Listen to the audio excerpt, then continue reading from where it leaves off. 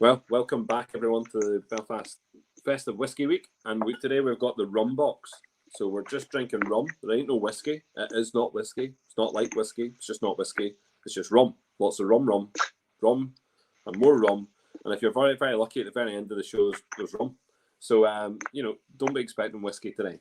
Although, expect it from whiskey distillers. And that's impressive.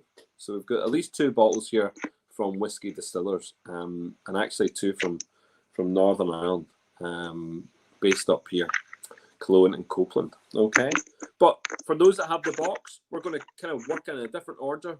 For most of the boxes so far, I've gone in the right order. I've gone 24 through to 1. We're actually going to start with number 1 today. So number 1 on your list is Cuban Reserve. So that's bottle number 1, Cuban Reserve, and it's the Havana Club. Okay, so Havana Club for everyone out there. Havana Club 7, all right? That's what we're going to start with. And you know what? There's different ways that people drink rum. And one of the things that I came across was have the rum warm, room temperature at least, warm. Get the glass warm. And even that means putting a little bit of hot water in it to start with, throwing it away so that glass has a bit of temperature about it. I'm not fussy about it, to be honest. I don't really care, but I do know that people do that, and they're very... some people are very conscious about it. So I'm actually going to use just a nosing glass to this one. I'm just going to use Belfast Whiskey Week's glass. But and look, this is a very staple whiskey. Whiskey. We're back at the whiskey. We're rum, which is can be found anywhere. Havana Club 7, anywhere in any good shop, any good liquor store, any good supermarket. Yeah. It's really good, I think, for making some cocktails. So I'll probably use this later on when I'm doing some cocktails. They're just my own made-up cocktails and nothing like overly complex. You just get a couple of ingredients together, maybe some limes, maybe some sugar syrup. I've got some passoa and some ginger beer. Yeah. But look, we're just going to nose this. Everyone, we don't need to be too technical about the rum specifically, but some of these other ones I want to go into the flavours and the noses and everything else. But trying to get good Cuban rum is tough. Do you know what I mean? Or you pay massive amount of money to get something which is really superior. This I think is at a kind of reasonable price point, and around about 40 quid, isn't it? Love the smell of it. It's just so good. Really, really good in the dark and stormy. So I'll maybe make that later on. Do you know what? Definitely because of that 40%, feels what I think when it comes to rum is quite weak. I expect it to have a bit more punch.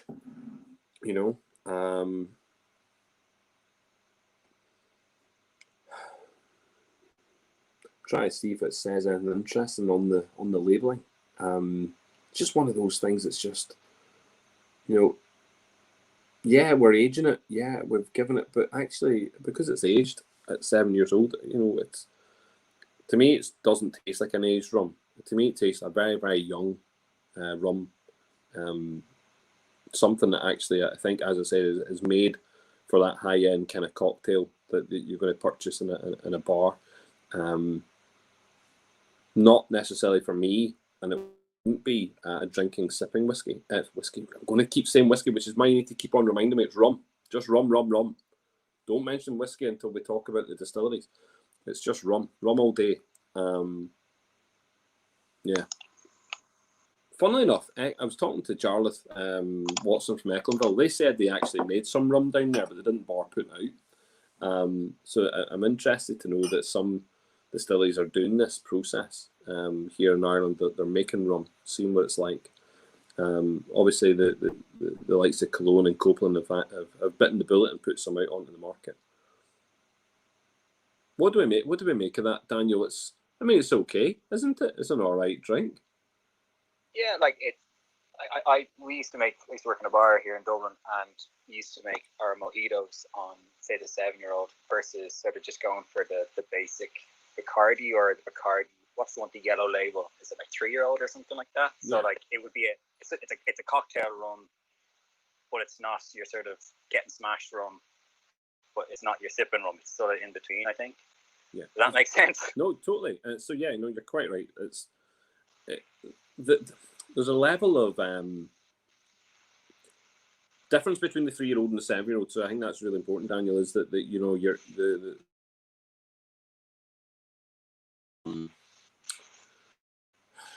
unless it's from the original kind of bottlings of the 3-year-old, it's just, to me, it's just a plain, very clean rum. This is not so clean. You definitely get a hint of what's going on here with the barrel, the aging of it. But yeah, it's definitely not a sipping rum. It's not for me. I'm not going to be sipping on this for a length of time. I just thought it was actually quite nice little kind of palate kind of cleanser. You know, get used to drinking some rum. And again, it's all I have here just now. It is the least alcoholic. So at 40% it is the least alcoholic. There's not a huge amount of flavors off it. There's a lot. I get honey from it. That's the only thing I can really sort of pick out. Yeah. But other than that, like it doesn't have any defining flavors, even on the nose. Oh, I think there's like a kind of raspberry note into it, and a little bit of lime. There's definitely that. I have lime sitting here, but without the, you know, they're not open yet, and you know, just rubbing your fingers on it. But I think there's a little bit there. I'm not getting huge amounts. As I say, it's not. I don't think it's one to die. You know, I don't think it's one that we need to, you know, totally rip apart and try and find all those flavors.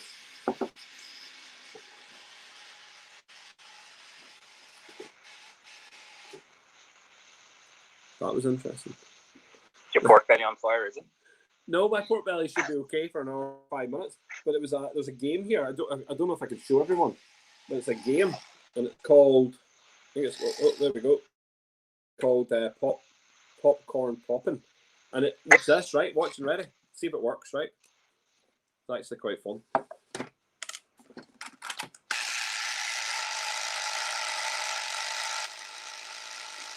2 seconds. It's like in real anticipation stuff. Freaks me out. That's a random Christmas present, that one, isn't it? Woo. I love that. That's class. No, it's one of those games. It's like you know, that hot potato idea. You pass it around till it pops up in your face. I feel the wee heart going there. I feel it. It's like jumping through my top. Okay, look, we've had the Havana Club. Pretty staple, found in every bar, every restaurant, and certainly every kind of supermarket you can purchase this. There is my pork belly, which is ready. So I'm going to have some pork belly because I think pork belly and rum just go absolutely fantastic. I've not had my lunch yet, so we shall be having. I'm going to move on. And I think probably because these whiskies are in and around a kind of same kind of percentage, I might go to around the world. This is interesting. You know, we get to fly around the world with these rums. You know, we're not just in the Caribbean. So we're going to head on over to bottle number 26 on your list. So bottle number 26 on the list is the Australian 12-year-old. Okay, so we have an Australian 12-year-old rum. Okay, cask matured. All right, single casking. Okay, and what's interesting to know is the way in which the rum has been made. So the distilling process here is a pot still rum. Okay, so most of these will be column still production. This one is a pot still production.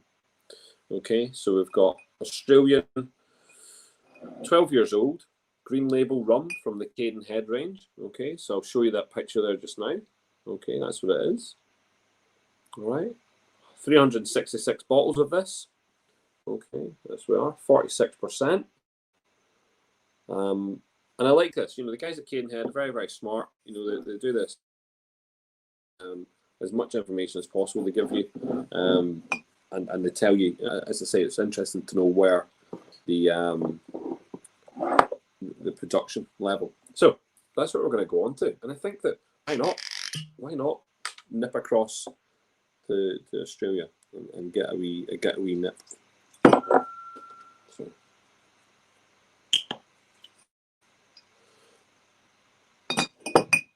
So this time we should be dissecting the flavors. So we've got not the continuous, what would be a continuous rum production column still. It's been matured down for 12 years.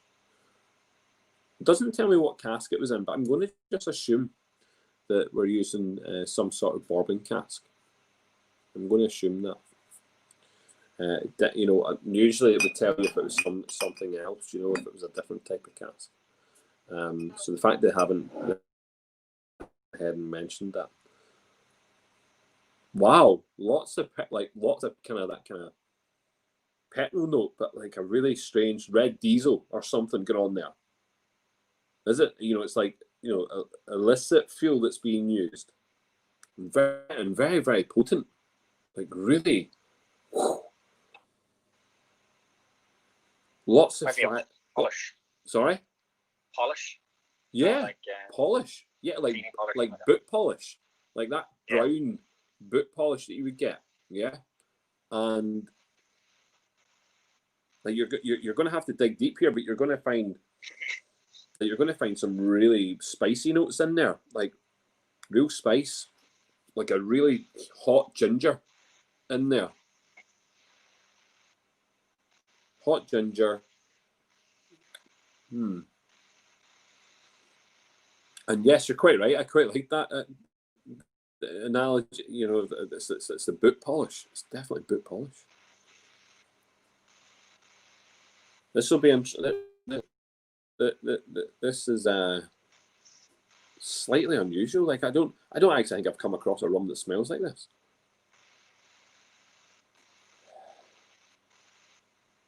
Is there a bit of fruit salad or something as well, like a mixture of? Yeah, that's what I'm saying. Digging deep. I'm trying to get past the kind of illicit fuel and the and the polish. You know what I mean? Because it's, you know, it really does smell like you've just turned up at a farmer's garage. You know what I mean? And you know, the boys are filling up the tractors, and that's what that smells like. Interesting. Oh yeah. And now that's nice. Wasn't expecting the taste to be like that, so I was expecting the taste to have something similar, you know, very similar to the smell there. But now we've got a bit of citrus. Yeah. Now we've got some citrus notes in there. They're so different, aren't they? The nose to the palate, unbelievable. And that's really, really nice. That's giving it really nice. Yeah, no Christmas crown today, no Christmas hat. I know, and we're just going with. I was looking for another hat and I couldn't find one, but I'm going to pull a cracker tomorrow and hopefully I get another wee hat. I've been wearing. If I was guys, I've been wearing like little Christmas hats out of crackers. Someone said they had money on me wearing. Sorry for disappointing. Hopefully, didn't lose a lot of money. Don't believe gambling while drinking. You can gamble any other time. Just don't know. I signed for Blue, so. Did you? Right. Okay. See, let everyone down. Just not had one on. I've had one on every hour time. Yeah. I mean, it's actually really strange.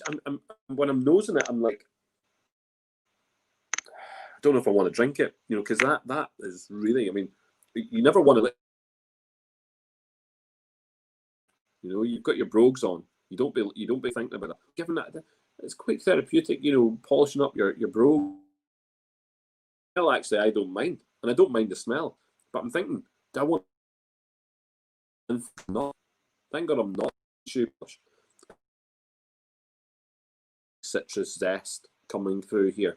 More orangey actually coming through. And like a really luxury kind of coffee.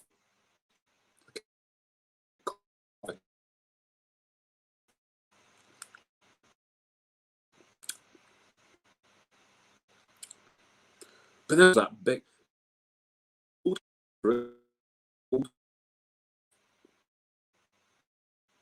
Don't know if it's like a honeydew melon or something. It's like, is it that? Yeah, it's definitely melon. Yeah. Is it melon? Yeah. I think so. I was thinking just the way you said it. Yeah. No, that's nice. I'm liking that. Just gonna take a wee note to that.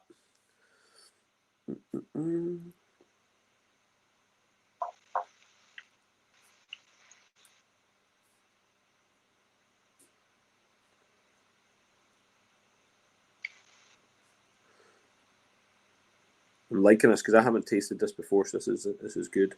Can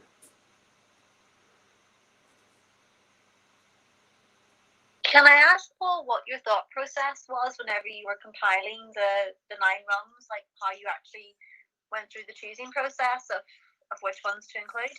Yeah, I just look.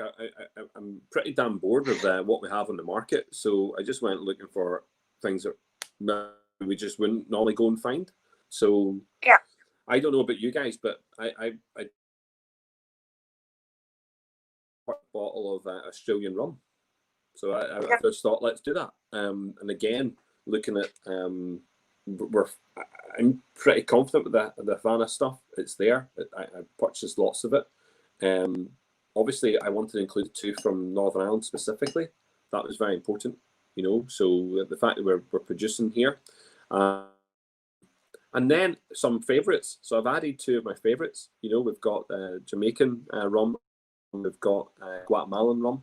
And then I just thought, where else can we go? Can we find rum from different places? So, yeah, it was very much about looking elsewhere.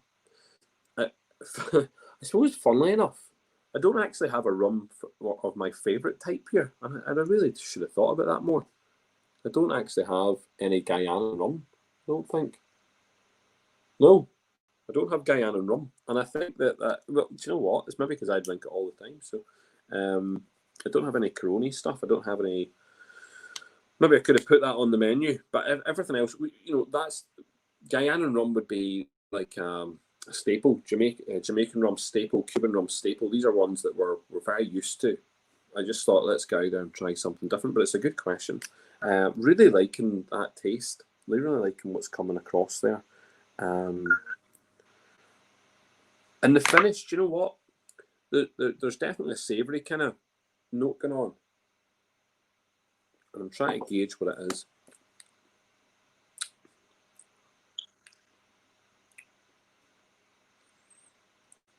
Do you know what it doesn't do? That level of alcohol is just right. It's not overpowering at all.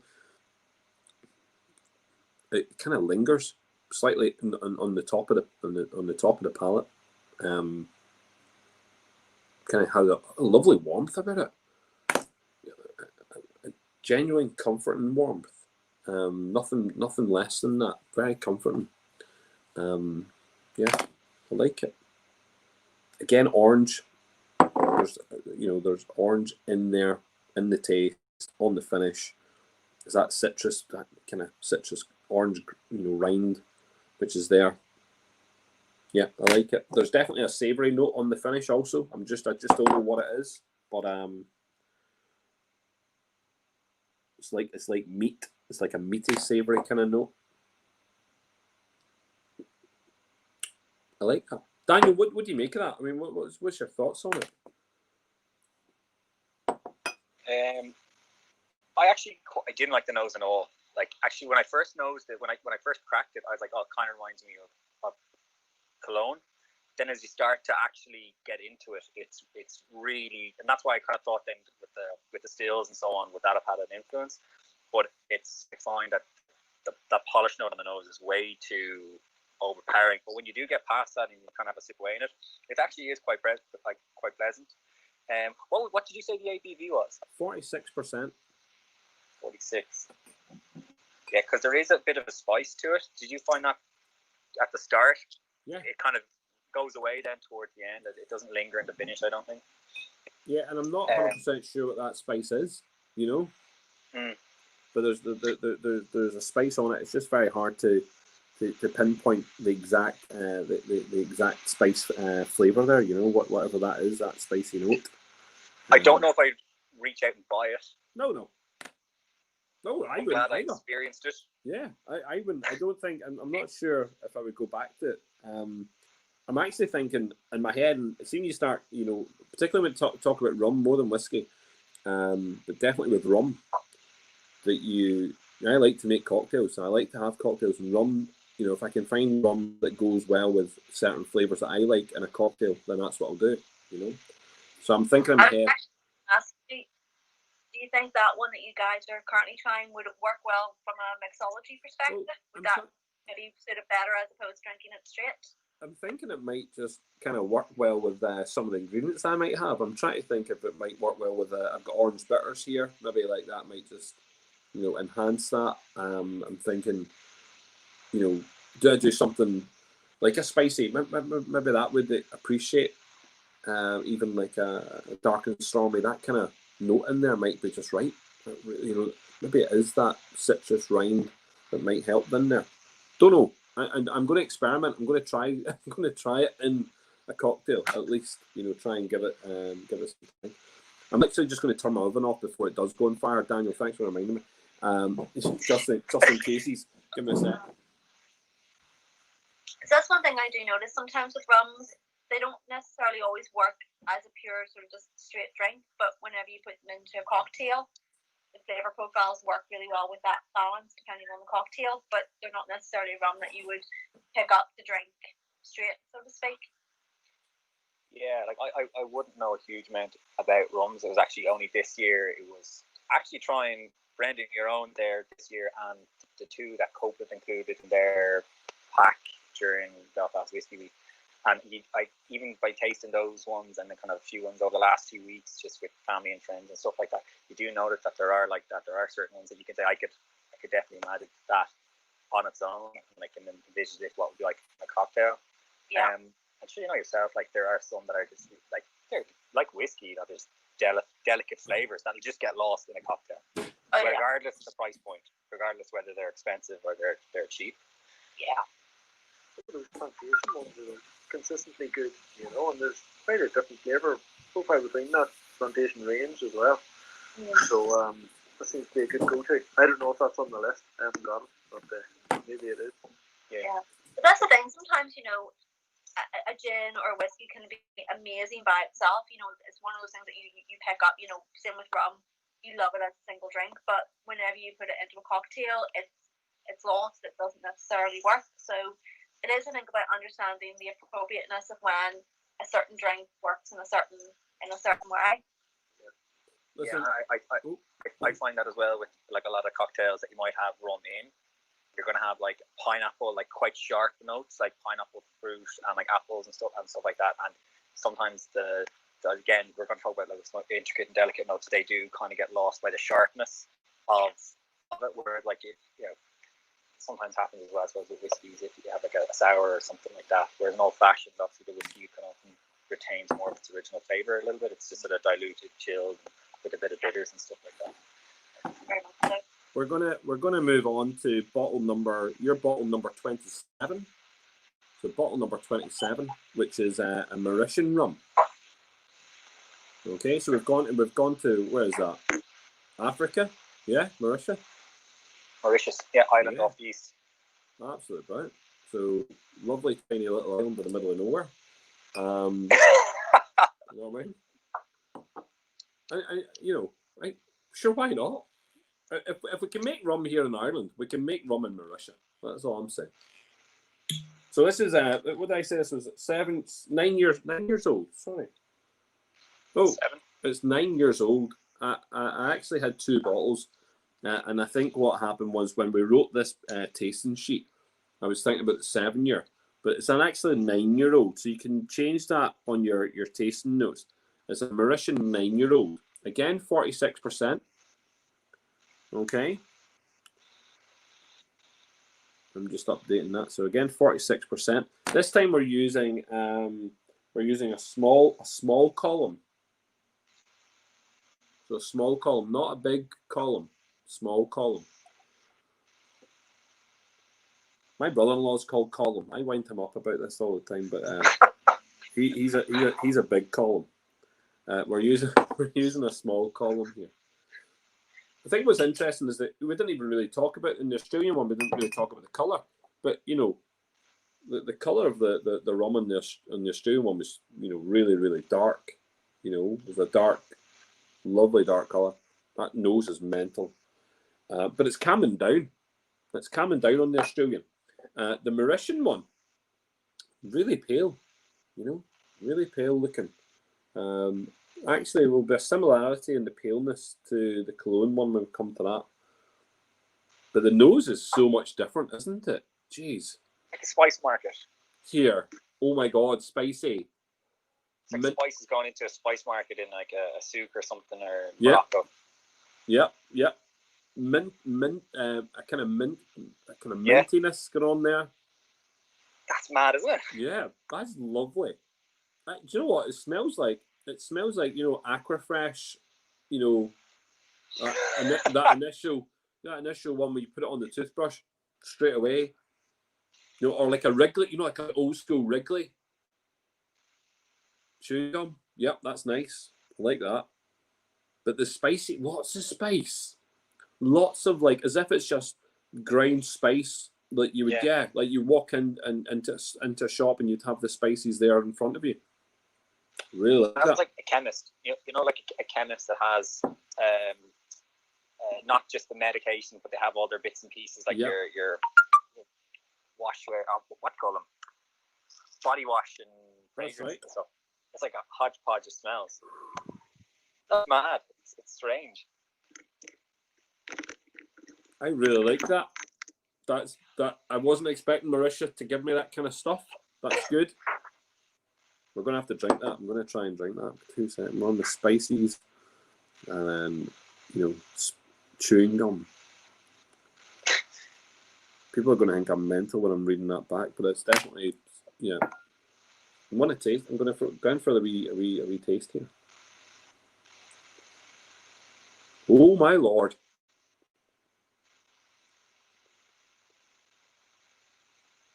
That's weird.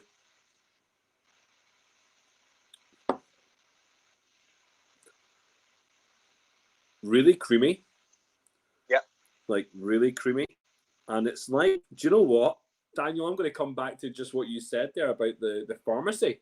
Do you know what it tasted like? Do you ever have that smell when you go to your granny's house?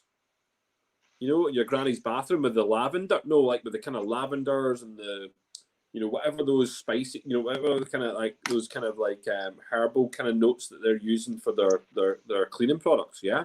You know, for themselves, like their lotions and stuff. That smell, but liquefied somehow.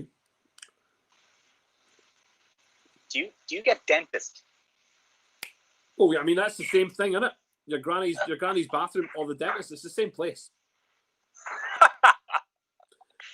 No, do you know what? I understand what you're saying there. And I know you have the connection to a dentist. We're right? going back. We're going to go back to that kind of. It's new. It's nearly floral. Maybe that's what I'm saying. It's florally actually on the taste. Very creamy. Really like the creaminess. Very unusual rum. Like a very, very, very, very unusual. I'm trying to get that finish. The finish is the alcohol content's just right. Again, alcohol's just right on this. Have you had Paul John whiskies before? Like I've only had 1 or 2. Paul John, it reminds me like that sort of, you know, they have it has a spiciness. It like almost spiciness to it. I remember chatting to Phil about it before. And it's almost like that instead of it being that those whiskey notes that you always, you know, it's more that sort of earthy spice note. I haven't articulated it very well at all. Yeah, no, you're quite right. It's like a. It reminds me of something I would have, like a peppery, corny kind of sauce. But in terms of this, in terms of that spice note coming through on the taste, Yeah. Here, Brendan, what are you looking at there? Is that a Copeland? Yep. Look, it's a shame it's not the one we're doing. Oh, it is. Oh well. Oh, don't worry about it. You're not drinking this either, but I'm sampling it too. So You're caught What? out, man. Sure, why not? Why not, eh? yeah. At least Brendan's drinking rum. I'm drinking bloody champagne, so I'm not even drinking the right drink for Christ's sake. I think. know. Do you know what? I'm pleasantly surprised by this one. Like, I'm actually thinking I'm actually quite liking it. This is the Mauritian one, is it? Mauritian. Yeah. What's it called? It's called Mauritian. It's it's a single cast taken from the Cane Head range. Again, it's a green label. Okay. Brilliant. But again, I'm thinking to myself, you know, they talk about this being, what they're saying here is they use the word pot for the previous one. This one's a small column because they do go on and talk about, you know, large column.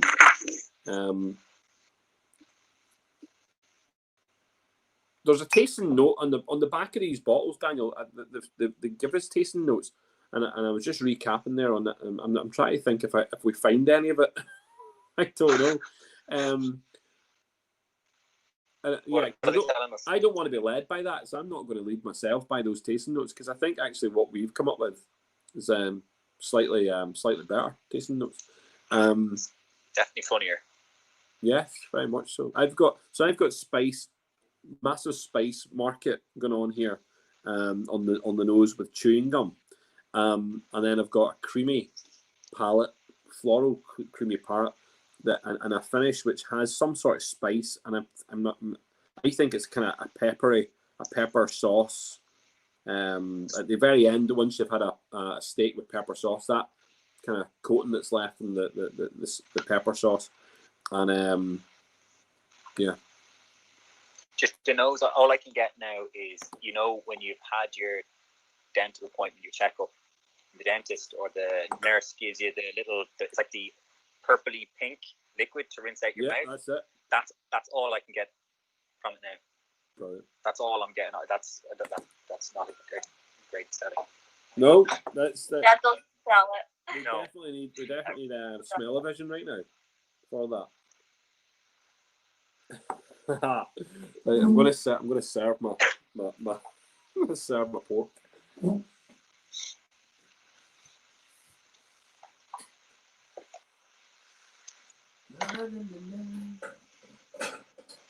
I'm actually back about to have some pork belly because that with the rum would be a perfect combination. I wonder if he glazed it in or he cooked it something with a bit of rum. Probably not. Really sticky and unctuous. Last year for Belfast Whiskey Week, the guys did a rum tasting in Cuban sandwich factory, and I missed it. And by all accounts, it was absolutely epic. The combination of the food and the rum was the next level, and I'm gutted I didn't get to it. That was obviously not 2019, wasn't it? Yeah, no, that's 19. Yeah. Well, obviously. Sorry. The Cane's rum was the best rum. Oh. Wise up. Don't lie to the crowd. We can't hear you, Paul. Shout louder. He's a cheeky bugger. Sure, we already know that, Paul. That goes without saying.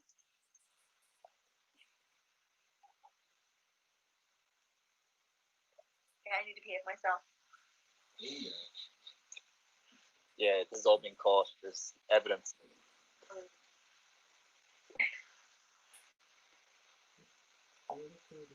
Brendan, what are you pouring yourself there? You had. I poured myself one of Copeland's once just for the crack. Before that, I've had one of these plantation ones. So just for whatever I have in the house, I'm just going to pretend I'm enjoying rum with you guys because I haven't got the taste of that. Serious FOMO. You know? No, this is a gas one. This to try out because they are all so different. And I think, like a lot of people talking about rum being the next thing, and I think actually it will be. I think it'll be that sort of offshoot of the whiskey industry, I suppose. Like, you know, poachine and gin is the precursor sort of way. Whiskey then follows through as it matures, and then that sort of new avenues of sort of products and palates improving, and well, improving sounds harsh, but you know, improving and changing and stuff like that. Yeah, I think it's great. it might not be as big as the others, but there's a lot of growth left in that sector yet. Yeah. Sometimes you don't want to drink whiskey, you know, you know what I mean, and you want something slightly different. And if you appreciate the age That style, variety. it's nice to have it in yourself. I think all whiskey drinkers seem to like rum as well. Well, no, Yeah. Might not know it yet. for me with rum, I started off with rum cocktails. Oh, not fair, Paul, you're making us jealous. But I always loved rum cocktails, so things like mojitos and fish ice punches, and I would drink a lot of rum cocktails, and then from that, then I started to explore the liquid itself, and I enjoy drinking rum, but I also, it's one of those drinks that I really, really enjoy in cocktails, really, really enjoy it in cocktails, so I'm interested to kind of see the Irish interpretation of how they're spin on how they're going to be producing rum, so the likes of Copeland, yourself, Brendan, with your dark rum, you know, I think there's a lot of there for new stuff to come out. There is indeed. Right. Not delayed.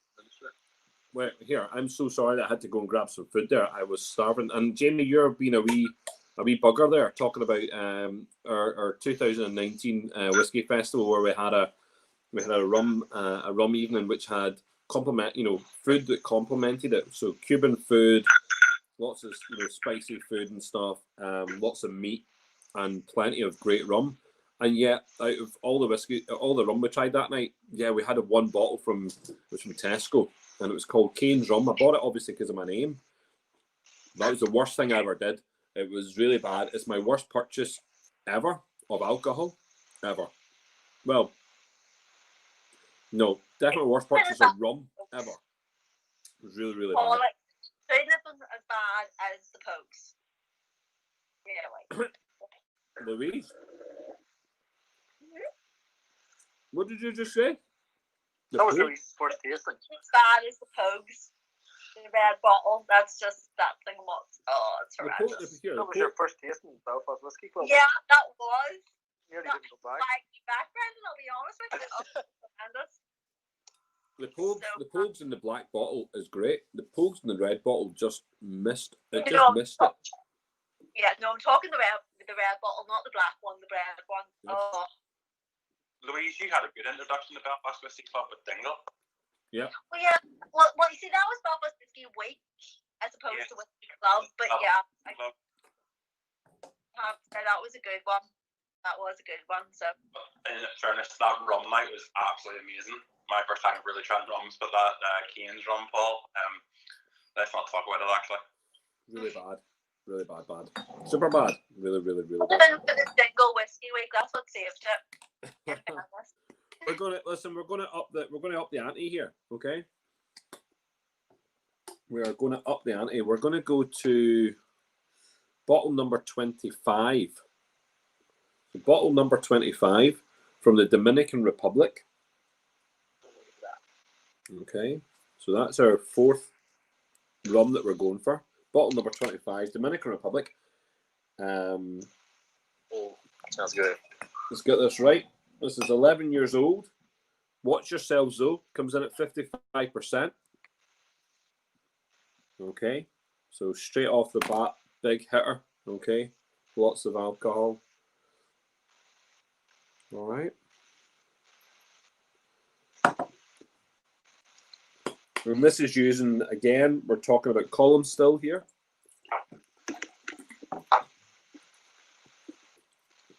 Single cask matured. Yep.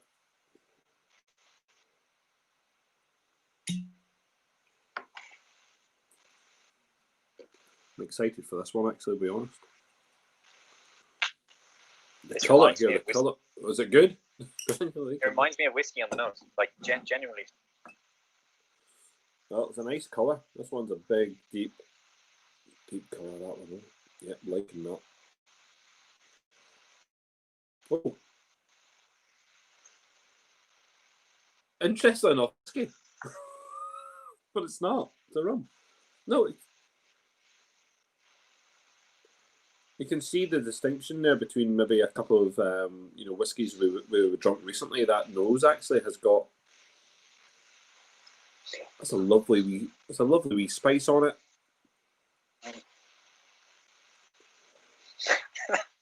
Did you bottle the right one? Yeah, no, I did. I have it in front of me. I'm pouring it at the same time. So this is it here, okay? So it is the again. This is a Cadenhead. However, it's the dated distillation rum, slightly upper. We're kind of up the level here. We go for a bigger kind of cask strength stuff.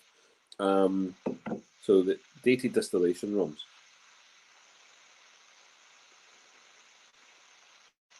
Only 288 bottles of this. But here on the nose, absolutely brilliant. It is, you know what? It's bourbon barrel. Yeah, super bourbon barrel. Great vanilla. Nose. And actually, if that was put in front of me, I wouldn't tell you it was a rum.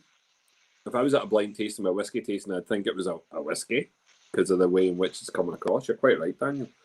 Really like that. Cheers, Brendan.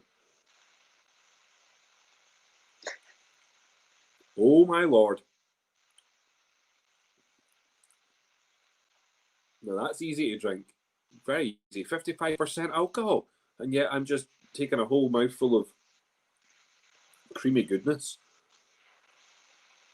Very tropical on the taste note there.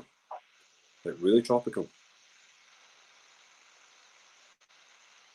I think I just found myself a wee winner for myself. I really like that.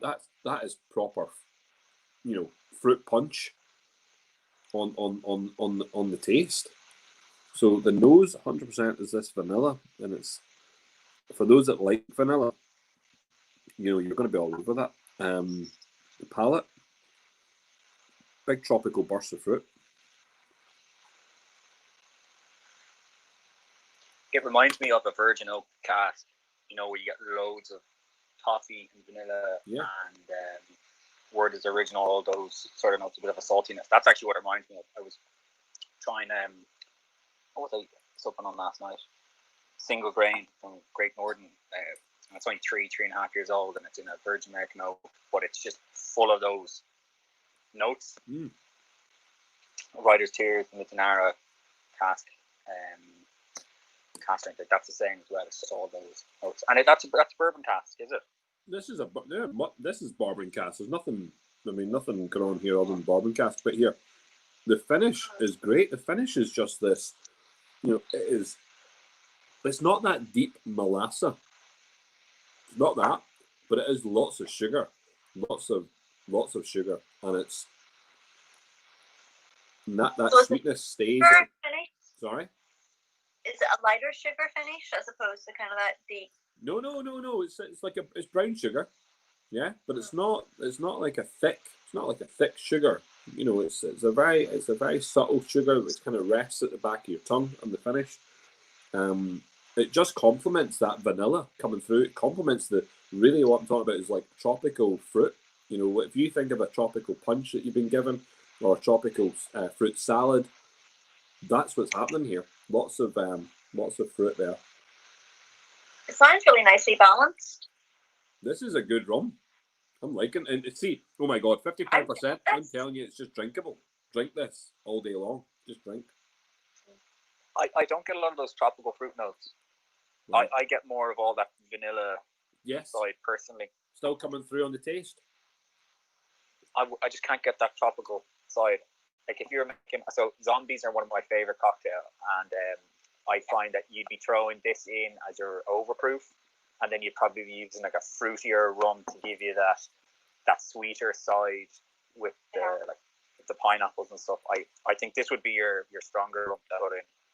Like I can't pick out those tropical notes that you're getting there. I just have to try some more. You have to. You know what you have to do? You have to try pork with it. I'm jealous. No, I'm definitely getting like. I'm having fun. I should have got Rum Box. Cheers, Kier. Really powerful stuff, but again, very, very drinkable.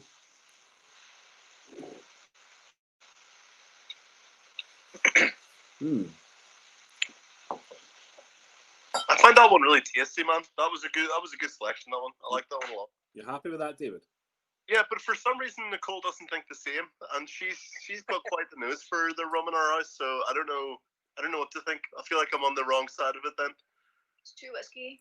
She says it's too whiskey-esque, which is never an issue for me, but. I know, but rum should be rum and whiskey should be whiskey, so I don't know. I'd be interested to try it for myself. Because obviously I like both, so. No, I am liking that. I am finding that very, very, very palatable. I could be drinking. Generally, I probably will drink this for the rest of the year. You know what I mean? We've got plenty left. You know what I mean? Plenty left in the bottle. This will be getting drunk, so one will be drinking this. Yeah, I do like that. Do you know what? It's funny enough. Again, they give you tasting notes that you can go and find, and I don't find. Apart from maybe obviously it talks about vanilla pods. I mean, there's no getting away from the vanilla. You know, you kind of escape vanilla here. But apart from that, some of it I suppose you'd have to be trying to find the flavors. You find your own.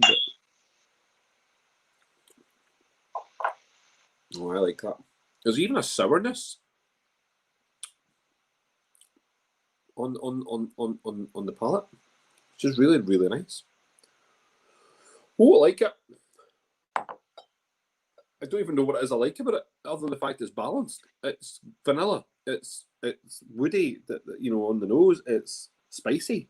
It's got a little, a kind of, a new oak kind of spice about it. I like that. Do you know what? So far, my favourite. I'm definitely seeing that. And it's great. It's great to go to the Dominican Republic. I feel like I'm there, to be honest.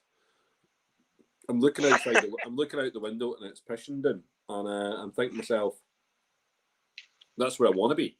I want to be in the Dominican Republic right now, slurping away on cocktails and rum. That's what I want. So. I got that vibe too, man. That's what I got when I tasted this. It transported me somewhere else, It definitely did. And I know that Nicole's, next to you being a ball bag, you know what I mean? Talking shite about the rum. But David, don't you be put off by that. Just you. Yeah, she's got a big fucking mouth on her, mate. Exactly. I hear you, mate. I hear you. Don't close your eyes. Be back in that bubble. Be back on that, back in the Dominican Republic. You be there. Lying on the beach. Yeah, Nicole wants some of that Cane's rum, mate. That's what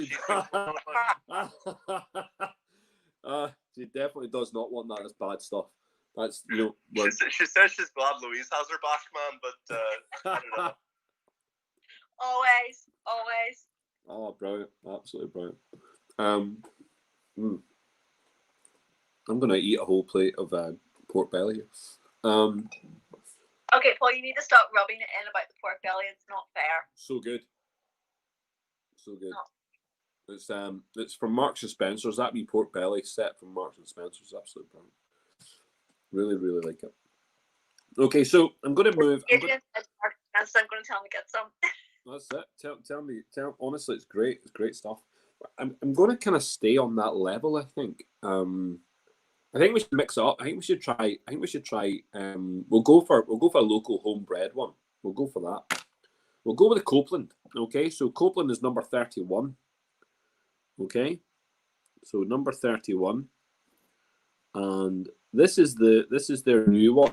All right, so which is why Brendan was holding up the wrong one. He was holding up it's got like a red seal your one, I think, Brendan. This one here is the Oloroso Sherry single cask. Okay, so it's a purple bottle, 50%, Oloroso Sherry cask, single cask offering. Okay, so it's a one-off release. Yeah. I really like what they've done here is they've given hell of a lot of information about the bottle. So I don't know if it's the same on the one you have there in terms of what it is. There's only 100 of these. There's 100 bottles. I picked one up in the distillery a few weeks back. And here we go. Raw ingredient. So the raw ingredient here is cane molasses. So cane molasses. Fermentation, 336 hours. Its distillation process is copper pot and column still. Cask, they use an Oloroso sherry firkin, a small, remade, remodeled Oloroso sherry firkin. Origin of the cask, Spain, obviously. And maturation. It says here, tropical Barbados, and it says coastal Donegal. Kentucky bourbon barrels quarter sherry. Okay, well there you go. I like the fact it gives it a bit of information. So there we go. Finished in Spanish sherry casks after the bourbon. Yep. And is our finest and rarest rum yet. Savor and revel in our notorious smuggling spirits. There are still tales to tell and secrets never to be revealed. There you go. Interesting. Yep. Okay. Oh, I like this. Don't know if you've seen. Is that on the same? Is that they have a similar label thing here? Yeah, that's pretty cool. So that's pretty cool. It says "Seize contraband." I'm liking that. Eh? Donegal Port Customs House. Yeah, rebottled for rebottled for legal resale. Yeah, that's quite smart. It's a bit like it's a bit of fun, isn't it? It's a bit of character. And sure, why not? Why not? So we're gonna have a wee sip of that. The guys down there are doing a bit of work. You know what I mean? They're putting a bit of effort in. And I think Daniel, you said during the festival there, that Copeland guys put out some of the rum which they were starting to make. So yeah, I just thought why not? If we're going to do a rum box, let's get the local rum in here. Interesting. Yeah, they did two. I can't remember which two they had. Or you might remember yourself. I should have looked them up before we did this, but I think they were probably the precursors to the two releases they have out now. Yes. That's quite nice, actually, on the nose. Quite pleasant. Do you know what? It has a familiar Australian note about it. But can I say something? Am I being recorded, or is it just? It's been recorded, Daniel. But you're more than welcome. No one, look. This is for us, and it doesn't. The guys that at Copeland know that that we're using the. So I actually do really like it, right? But maybe it's a familiar note that makes me like it. But do you know that smell, that sweet smell of silage? Yeah. Yeah. It's almost that. It's not the sharp, like aggressive smell, like when you're right beside it. But it's almost that sweet nose, and I don't mean that as a bad taste or as a nosing note. But does anybody else pick up on that? I'm not a million miles away from you, Daniel. On that note, it's on the nose, quite. Again, it's not a. Again, go past that. So I've kind of gone past it and went directly for the banana. I smell banana. I'm banned from the city now. But I hear what you're saying, and I think. Sorry, Brendan. Say again. Silage. If somebody said that the taste of silage in one of my products, I wouldn't be offended in any way. I think, it really is. It's not a bad thing. No, and it's not. I'm thinking in there. There's definitely a note there. There's definitely a note, and I can understand what you're saying. Driving around the countryside, the amount of times you would smell that. There's a sweetness to silage. There's definitely. I mean, I suppose if you're stuck in the middle of it, it just becomes really overpowering. But a little whiff here and there.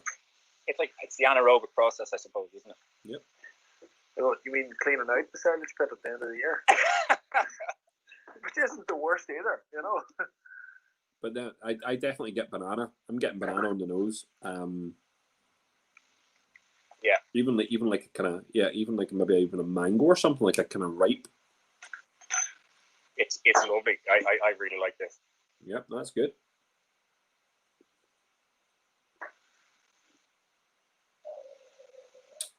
And at 50%, really not that much alcohol like coming through. Like,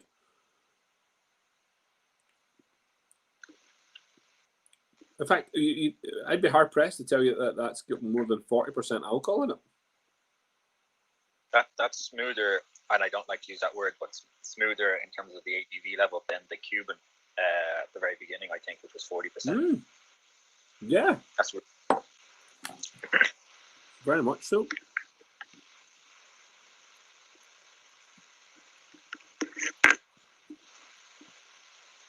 It's very creamy. It's got that creaminess to it. Again, you've got interesting getting all this creaminess.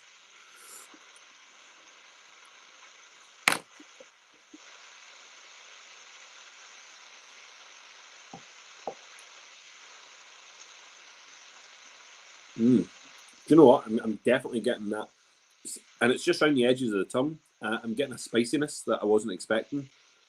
I thought about it. I thought we're using Oloroso sherry casks. Maybe we'd get that, but I didn't get it at the very start. I didn't get it on the tongue at the front. I got it on the side, so it kind of waited until it kind of moved around the mouth.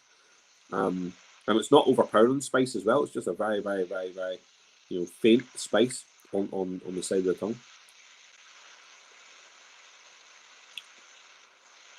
It's actually super easy to drink. Like it's nearly juice like.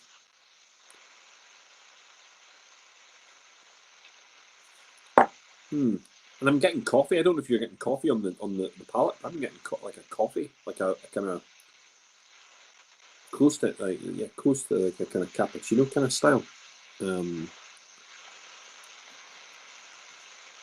Very creamy coffee, slight spice. And the finish is very. I suppose the finish is very quick because it's wet more than it is thick. It's not oily. You get that in your glass, like it's not oily. Whereas I'm looking back at some of these other ones, there's a hell of a lot of oil going on. Yeah. You know what I mean? This one doesn't have that. Interesting.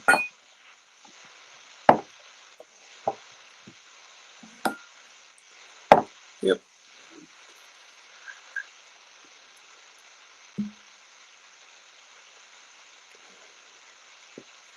Was it? Yeah.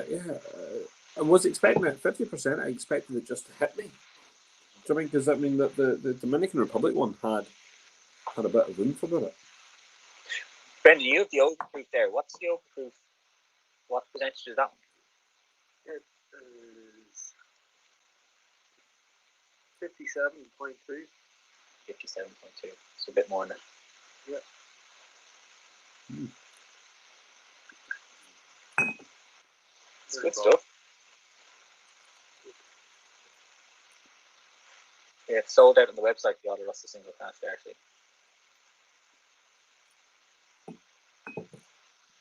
Yeah. You get the sherries out of it? Yeah, they're on their own website. I'm sure. I haven't seen it on Celtic Whiskey or Irish Malts, but I suspect that Fairleys might have it or Vineyard maybe. These mums, do you get much sherry off the palate on? No. Oloroso. No. Probably a recouped cask. It might be a bit difficult to get those fresh sherry notes off it. No, I'm only getting a slight spice. As I'm saying, like a slight spice around the side of my tongue. I'm not getting that full on front spice that I was expecting from the sherry cask specific. Yeah. And again, it's very creamy. Like it's.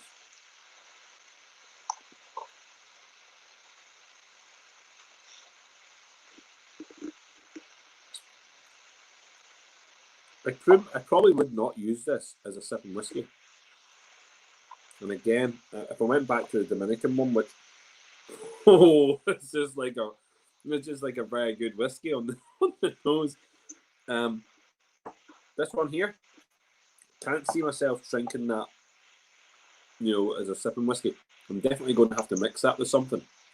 I'm probably going to go and find those I'm definitely going to use that with lime. I think lime will just like give that some oomph there. Yeah. 50%. I thought it might have been a wee bit more punchy. Thought it might be a wee bit more punchy. Shall we go? Let's have a look.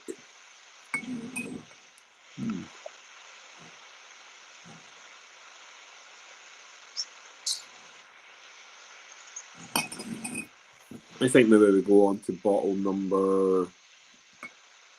We'll go to bottle number 28. Okay. So we're going to have the Appleton Estate number 21-year-old.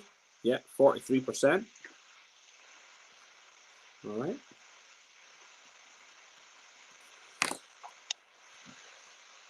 I take it most people have had this before, yeah? Hopefully. So here we are. Yeah, Appleton Estate. There we go. What's this? Lovely big heavy bottle. Sometimes found in supermarkets. You know, sometimes you can actually get this in the supermarket.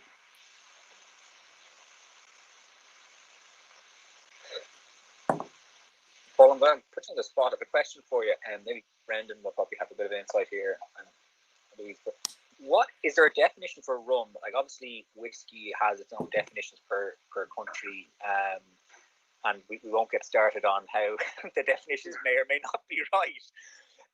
But like, does rum have a definition? Does it have to be produced in a particular way? And then is there variation between different countries? So could we define our own approach to rum here on the island of Ireland, say? I suppose you could, if there was enough of a reason to justify it within the EU, to get ourselves the Irish whiskey GI in the EU. You know, that was a laborious enough task. You had to demonstrate history. Because there's no major history in Ireland, I suppose it'd be difficult to do that. But there is, we follow an international IUN term for rum, and it's upheld in the EU as well. It basically says that it needs to be made from, it's very, very broad, it needs to be made from sugar or molasses or both. And it can be made in a column still, or made in a pot still, or dumper kegs as well. So it's very loose indeed, you know, and it's a dark rum that can be used. Just gives you a very loose description about what rum is. So yeah, there's a lot of opportunity out there to do what you want with it. And then in terms of like the maturation and all that sort of thing, there's no restrictions in terms of length of time, minimum time, maximum time, or anything like that, or types of wood, or no restrictions whatsoever. It's brilliant. It's just a free for all.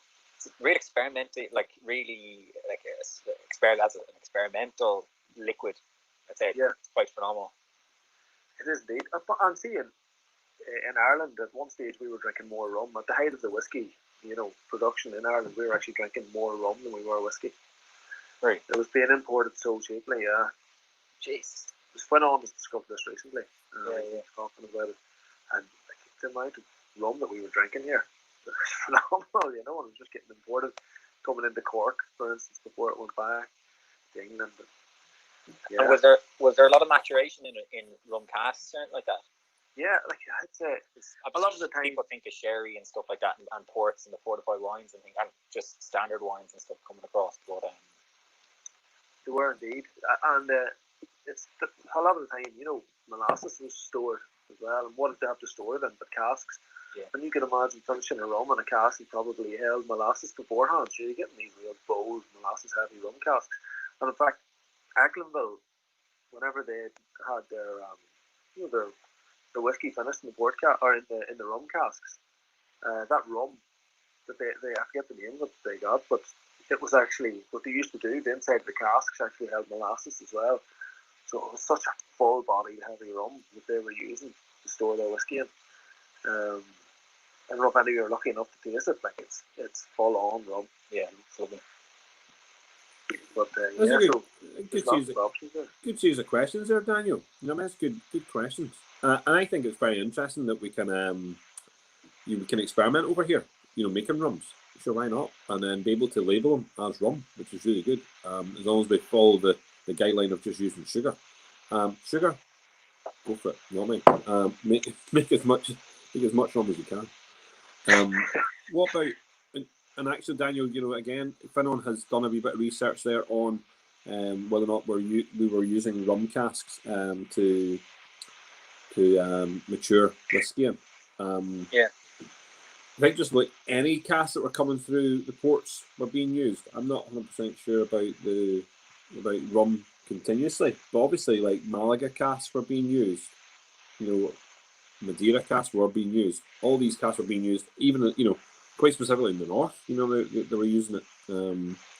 He came across books that were talking about these casks that were being used. You know. Interesting on the rum though. I'm not 100% sure. And actually, I was never aware that we drank more rum here than we did whiskey. That's interesting. Though. It's so surprising. I suppose the year. I suppose the boats on the boats they would have done it a lot. You know, that's where, you know, everyone who sailed at any point was drinking rum, weren't they? I mean, it's just that's just the way it was. You know? Right. So we're cracking on. We're on to bottle number 28. Which is the 21-year-old Jamaican Appleton Estate. Like lovely spice on the nose there. I think this one, I've got it in the tumbler just now. So I could kind of let it kind of breathe a little bit. Sometimes when we're into those nosing glasses, we might concentrate that, but that's really like sweet on the nose. A little bit of spice. Like a really nice dark chocolate on the nose. Yep.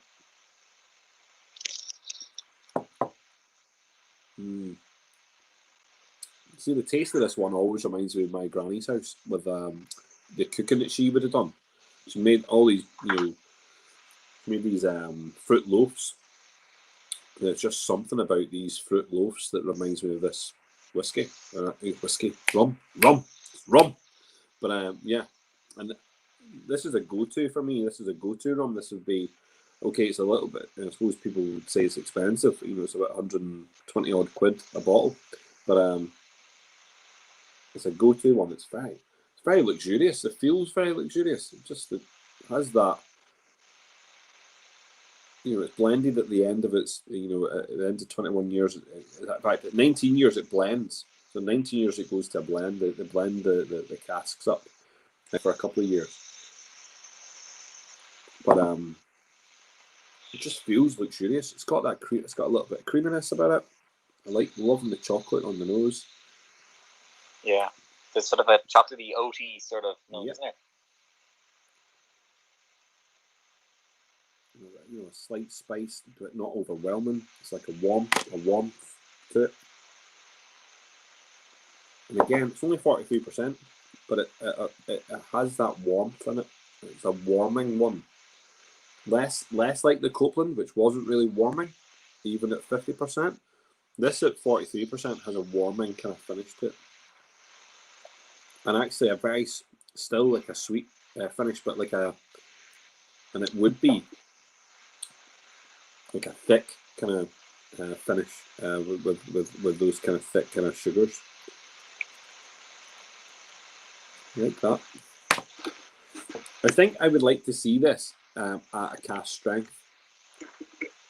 Do you find that it's kind of like it's almost muted at 43? Yeah. Like so we've got like the previous ones there. Some of them weren't super high ABVs, but there was more to them.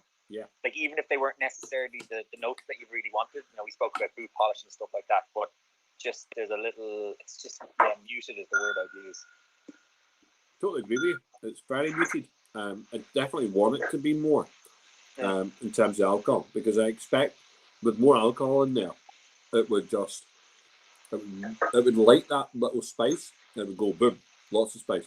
It would probably ignite the kind of chocolate creaminess, and it would just overfill your mouth. Yeah, it's very easy to drink. Like super easy to drink. Although, if you know, like looking at the price point here, I was looking at the Celtic whiskey there. It's €250. Like I don't know whether I'd pay $250 to sip at that. you know, I feel like I'd want more of an experience. So whether that be the higher ABV or whether that be like that differentiation in flavors or different flavors could be popping up. I like the luxuriousness about it, and that initial just that's creamy kind of chocolatey, that lovely warm and spice. It's even nearly a Christmassy kind of spice there. We've maybe got like a wee cinnamon kind of spice going on. Yeah, no, justifying the price is tough, but I do have it on hand. I have it on, you know, and I've always had it, you know, to as a go-to kind of rum to have, you know. I think I would still pay the money here for this one for the 21-year-old than I would, you know, buying a couple of bottles of the Havana Club 7. I'll be honest. Yeah. When I look at it like that, that's my kind of thought process. But would you put it into a cocktail? I have done. Have you? Yeah, I have done. You know which one? I think to be honest, yeah, what would I put this into? Yeah. A rum sour. Okay. So yeah, and you know it's that kind of taste that it needs. Have you ever had a rum old fashioned? Yeah. Yeah. This works in that too. You know, it's got that elegance about it. Bootleggers in Belfast do those rum old fashioned. And what do they use, Brendan? Cologne. Biased. But right now, it's one of the only bars that actually do the rum old fashioned around, you know. So it's good to check it out. Well, in the north, anyway. I'm actually kind of gutted because my all-time favorite rum cocktail is a fish house punch.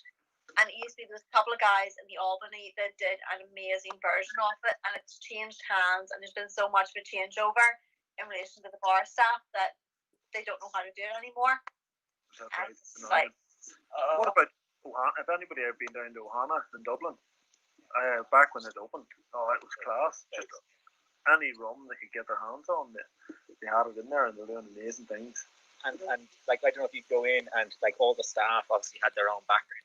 So I'm going, and I said I love Zombies, probably up there top 3 favorite cocktails. And like each staff member has because there's a bit of a whole history behind Zombies and how they emerged. There's no apparently there is one definitive recipe, but it's contested a little bit.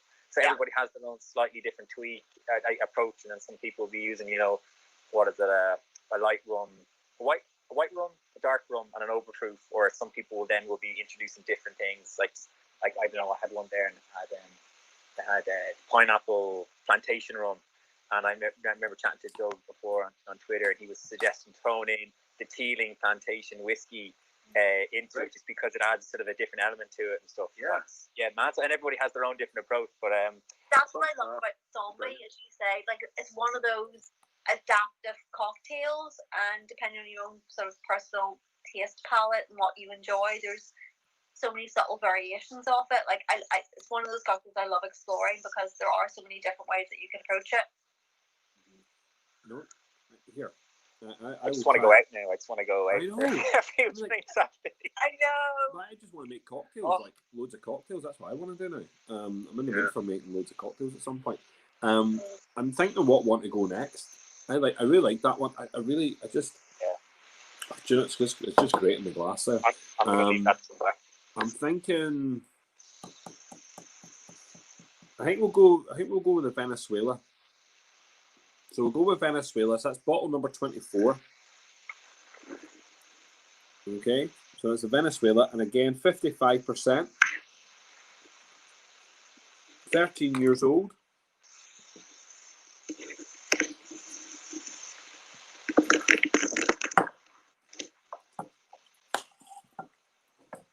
Time to go back to this again. Single cast mature.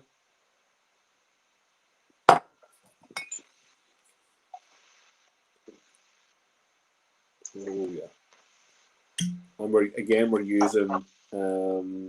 we're using column stills again. Okay.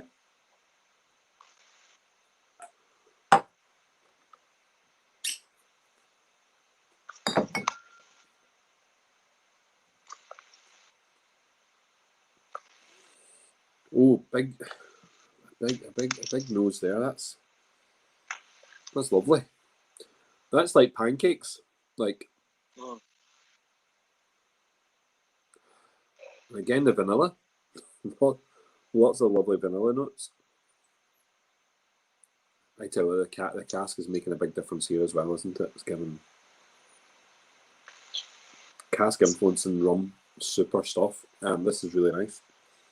It's not maple golden syrup, isn't it? Like golden syrup. No, you're quite right. I think spot on the syrup. Yeah. Do you know what? Actually, it says on the back of this. You hit a tasting note. You hit a tasting note. Yeah, we got one. You got one. You got one, son. You got the maple syrup. It says here, but I don't get the you know the maple syrup has like that earthy sort of note. I don't get that. I get it's more like sort of just the sugary side that I get from golden syrup. Golden syrup, yeah, massive, yeah. But that's what I'm just getting pancakes with syrup all over it. You know what I mean? And I only take golden syrup. Maple syrup at a push, golden syrup. Yeah. You know what I mean? I'm a massive fan of golden syrup. But I'm getting lots of other stuff. I'm actually, unfortunately, I've actually hit all three. Oh, I didn't get the maple syrup because I said syrup, but vanilla I got 100%, and I'm also getting coffee. Like I'm getting, I was getting coffee on it. It's telling me it's actually ground coffee beans. Okay then, I'm getting a coffee on it. Do you have a bit of orange? Well done. Again, you're just hitting a note. You've hit there. Oh my god. Oh, that's good. Isn't it? Oh, that's phenomenal. I just took a mouthful and I just went, what is that? It's class. Oh. Listen, what are we drinking? What is this? Fuck me. It's just Venezuelan rum. Venezuelan rum. You know what you're doing there, people. You know what you're doing in Venezuela. Oh my goodness. Chocolate, creamy, coffee notes. Really, really nice. It is do you know what it is? It's a toffee cake liquidized. It's got that beautiful texture to it as well. Really creamy, spicy. That lovely spice coming through. Nutty. Oh, That yes. sounds amazing. I was blown away by that. It was like 13-year-old Venezuelan rum. Had no idea what it was going to be like. You're kind of shitting yourself when you've had like really weird stuff from Australia. And wow. So what would they have done to that rum 55%. to get that flavor profile? Sugar, column still. Is that the cask? The cask influence here is huge, isn't it? This reminds me of the Dominican Republic one, the 18-year-old Cadenhead at 55. That sounds amazing. Yeah. Again, I think you can tell it's a rum, but it does have a lot of that whiskey. Yep. And like if you had a rum drinker and you're trying to convert them to whiskey, this would be a mid ground to try and bring them across. It'd be good drink.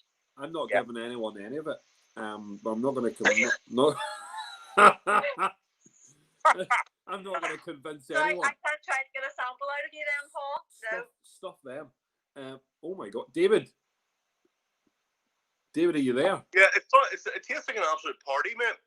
Nicole absolutely hated it, which kind of further makes me think that her taste may not be as refined as I thought. It tastes like a party. I'm going to use that quote. Tastes like a party. Yeah. That is indeed a That's party. me sold. Yeah, love it. Yeah, that's good. Jeez, I'm going for more of that. See, Brendan. This is what happens when you don't buy a box of rum, from the whiskey festival. This is what happens, son. Don't make us jealous, Paul. I've just been an absolute carnage of a year. Just things have just been so busy. I haven't get to lift my head. Do you know do you know what? You know what's even worse? There's people. I know there's at least two people who aren't on here just now doing the tasting who had to work today, right? So they had to work. Jenny couldn't make it. She's raging. She is absolutely raging. So Jenny from the club, absolutely raging. I just think it's great when they'll be able to watch this back at some point and go, right, what it's all about, and hopefully make their own mind up. But yeah, but well, it is starting at 2 p.m. on a Tuesday, like in the middle of the working week. Like you have to realize, like everyone here are degenerates. You know what I mean? Like we're like this is a community hall during the day. You know, all the productive people are actually out at work. You know.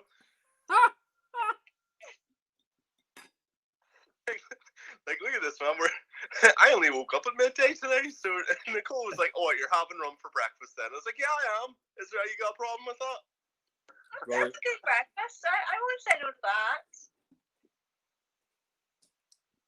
I've had washed lunches.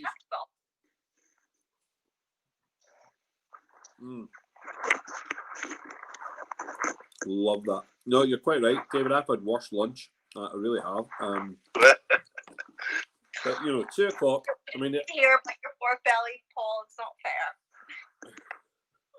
Oh, that was nice. That really was nice. Oh my god, I was not. Do you know what? I maybe should have left that to the end. I wasn't expecting that to happen. That's is that another Cadenhead? Sorry. Yeah, so it's another Cadenhead. So it's again these are the kind of special versions. Okay, they're the distillation rum, dated distillation rums. Yeah, only 270 bottles now. There we go. Hopefully these can still be found. Maybe even at Cadenhead shop. I'm not sure. Potentially if they're still there, still available. They only came out in 2020, so these were only released in I literally picked them up a couple of months ago. So they're released in the autumn, 2020. So they might still be online on their shop. I'd have to go and check. I'd have to Google it, but well worth picking up. I will definitely be buying another bottle of both of those dated distillations. I can tell you that for a fact, because they will do me rightly. I'm trying to think. Will I go with the Guatemalan or will I go with the Cologne? This is annoying.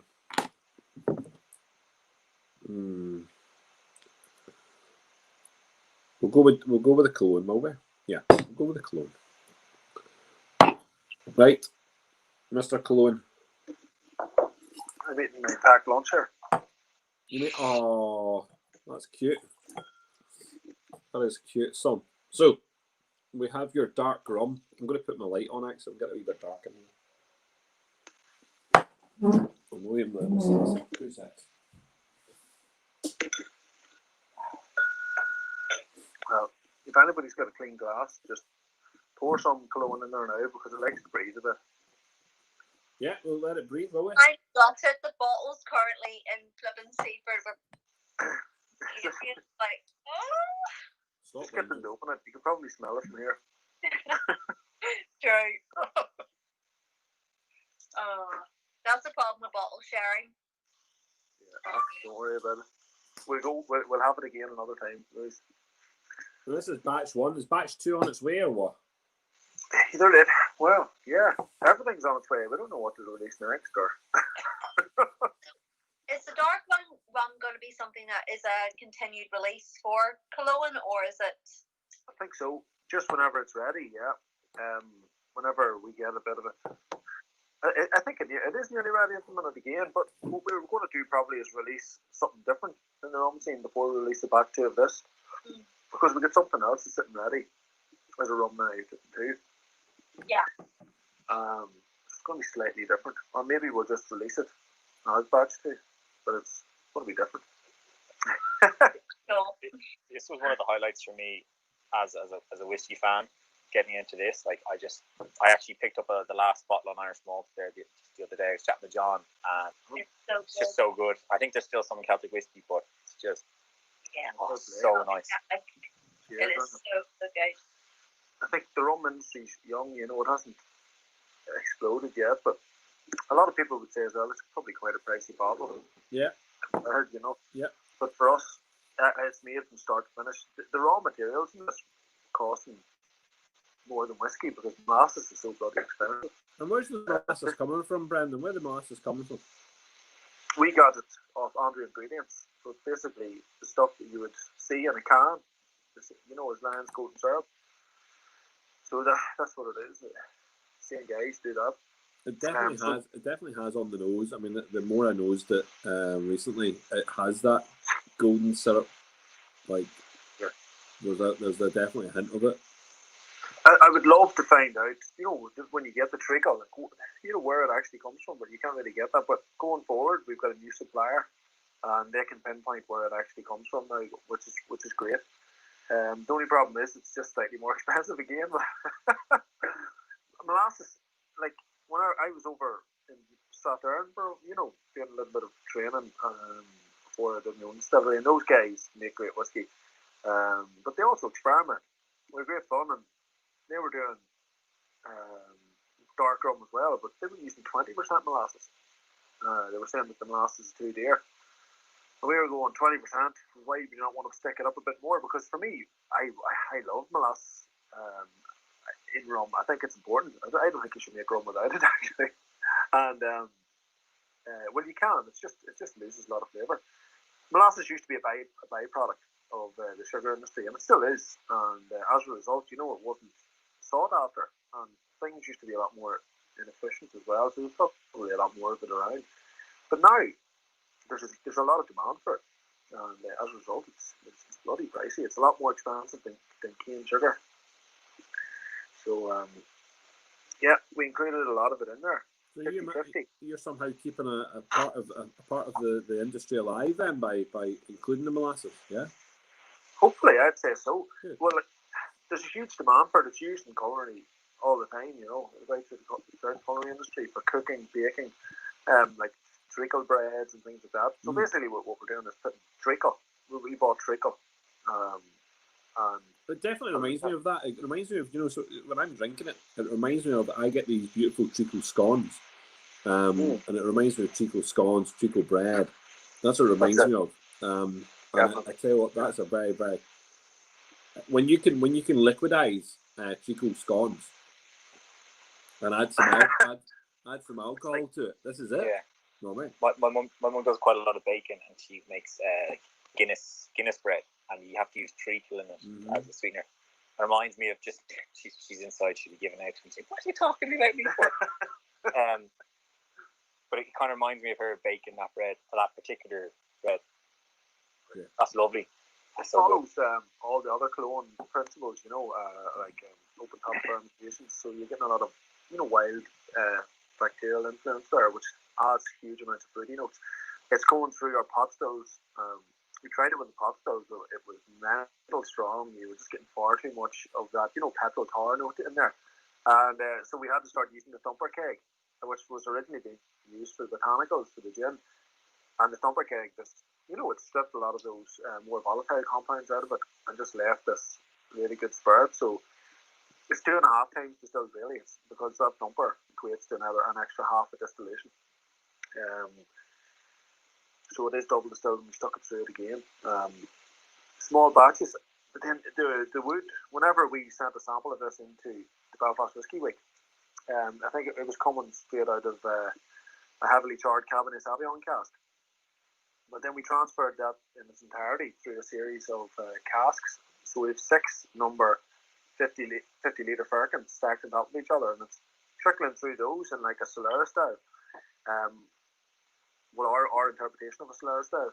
And we take it out of the top 2, stick it into the second 2, and then into the 2 below that again. It's just continually filtering down through.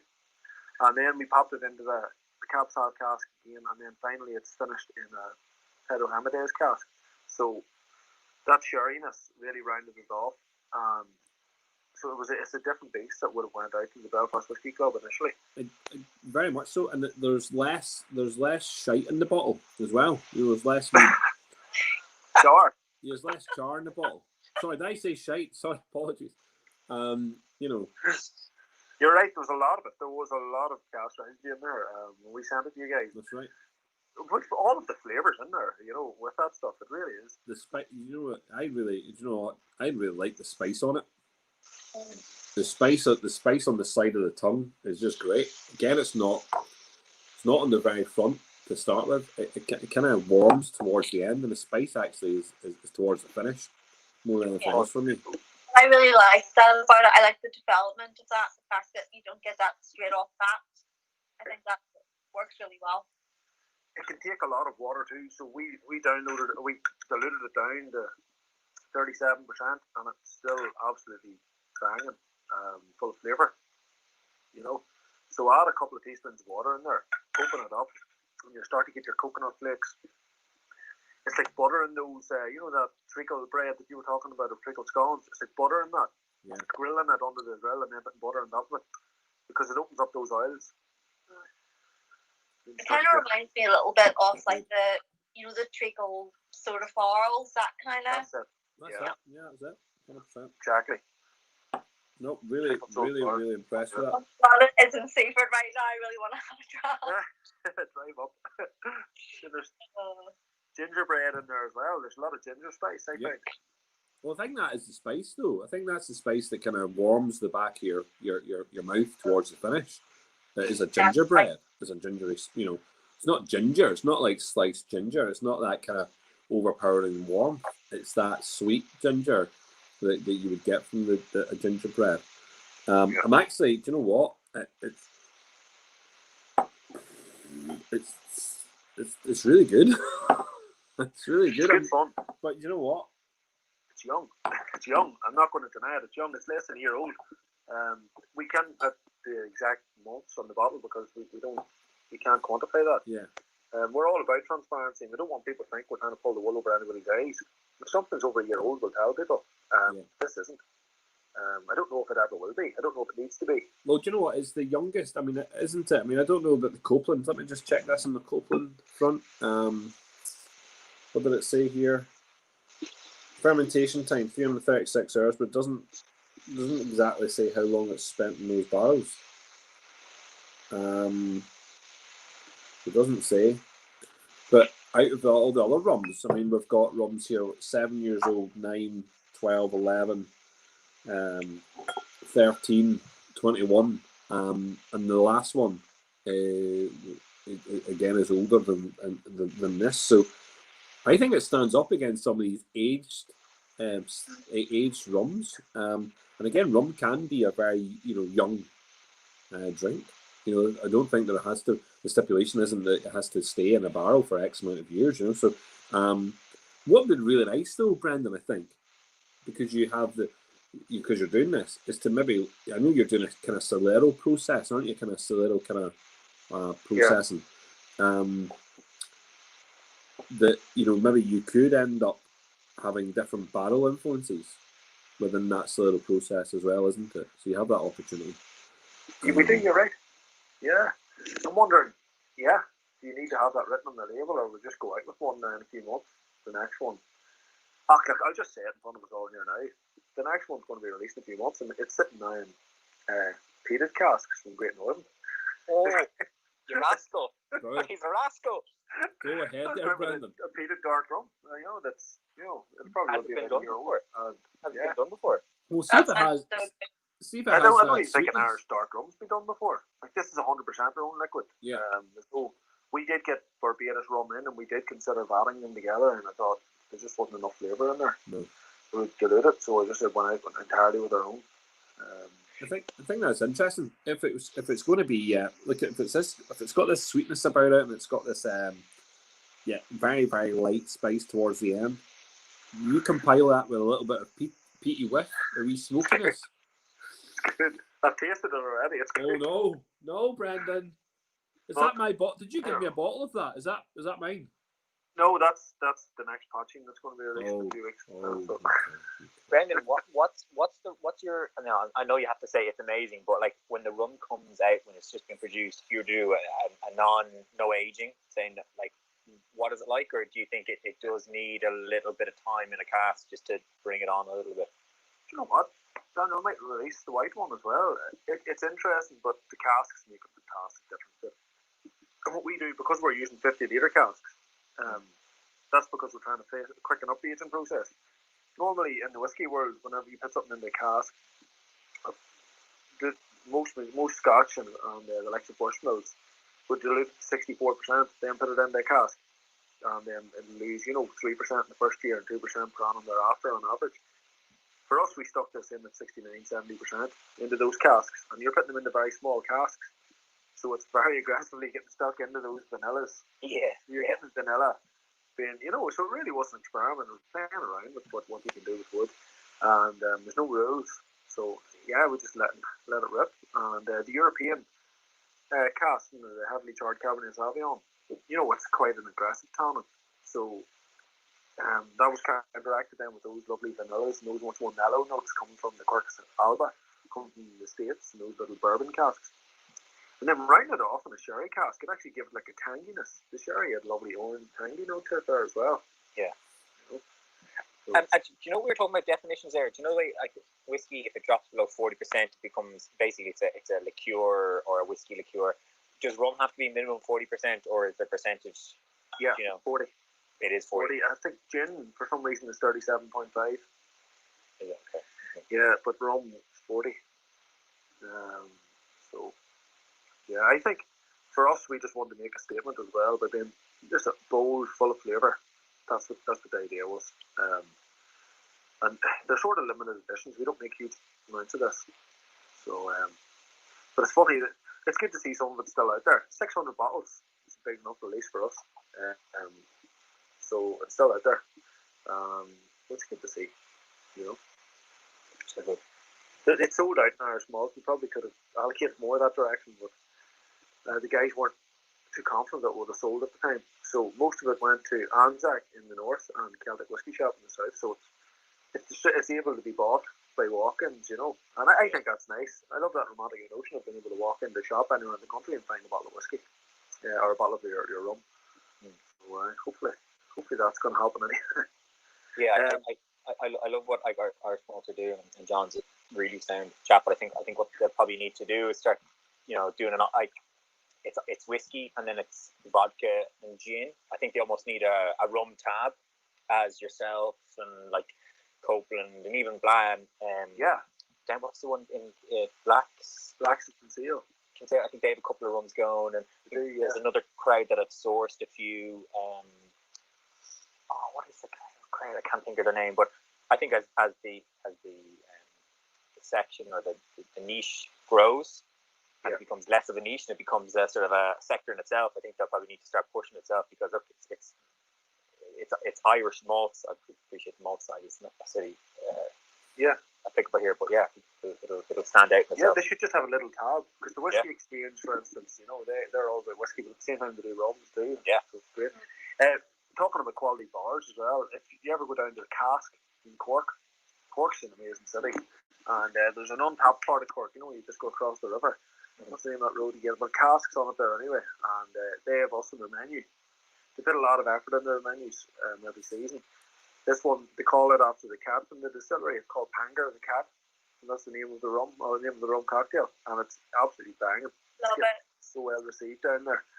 So if you're ever lucky enough post-lockdown, or people love Cork, once you get. Yeah. Is that the one that had the photograph of you with Panger as well? That's Photoshop, Louise.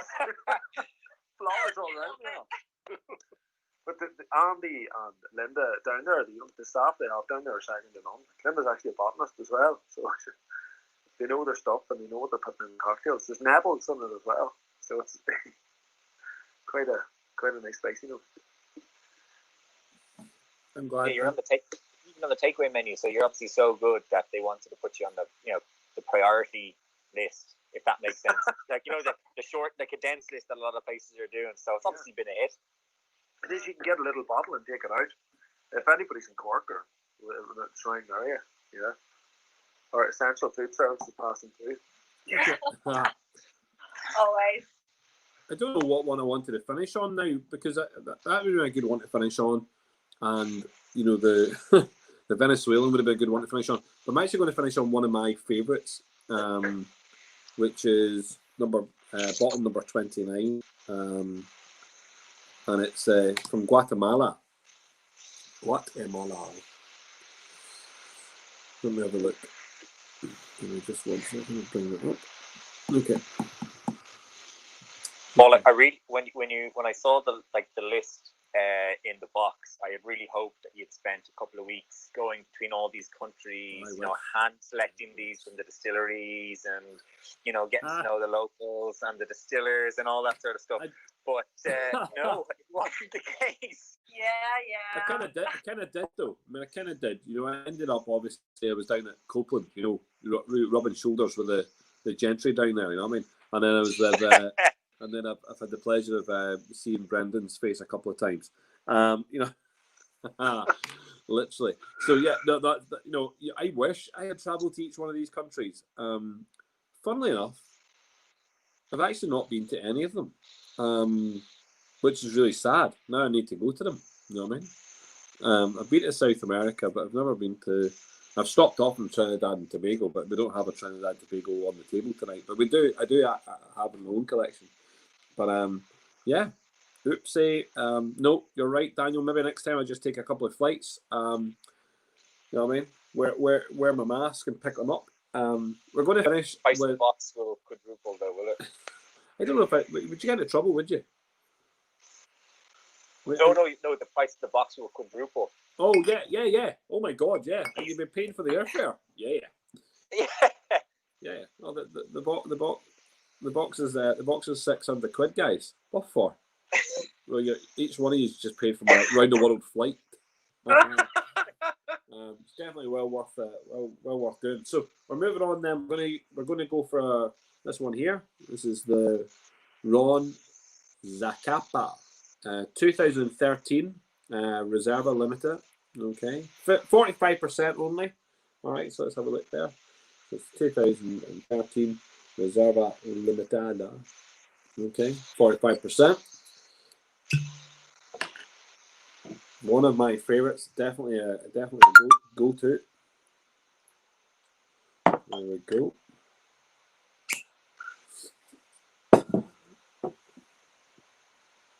Oh, yes. So I think what's interesting about this and doing these two together, the Cologne and the Ron Zacapa, they use the Solero system also. Yeah. So, and what we have here though is, although it's not age statement, it's a vintage 2013. It's their limited edition. This is a very interesting one. The oldest rum we had there was a 21-year-old rum. Yeah, Apple in the State. This one uses, and as I said, it's a Solero kind of blending process that's going on. Between age of the rums here are between 6 years old and 24 years old. So really older stuff. Also, the use of casks is interesting because again, we're talking about using a combination of American white oak and also charred American white oak and also sherry casks. Okay. So it has that. I thought that was interesting to have this one next to Cologne. I just didn't know what way to do it. This one first or Cologne first, because there's some slight similarities there, you know. So yeah, hopefully people really appreciate this. This is definitely one of my favorites, you know. It's very Christmassy. Hopefully people get this one from this one. This is, you know, this is a festive box. Festive rum box. To me, this is Christmas. You know, this is you know, I don't understand why people don't drink rum at Christmas time. I think it's maybe a summer drink. To me, rum, warm, spices, keeps you cozy when it's freezing outside. Oh, liquid chocolate. Really dark, heavy rum there. 45% only though. Yet it is probably one of the most full-bodied rums that we've tasted, with that kind of aged Solero system going on, and also like the alcohol. Yeah, I mean, actually tastes a little bit more than 45%, but it feels a hell of a lot stronger than the Copeland, miles away from the Havana at the start. And I'm going to be hard pushed to not favour this over every other one. That's my personal interpretation. Paul, is the finish very short? Yeah, Finish is short. Yeah, it's not. It's not. Although it's a kind of thick, sugary kind of finish. Do you know what I mean? It's thick kind of sugar finish going on there, which is really nice. Let me just have a wee read at something here.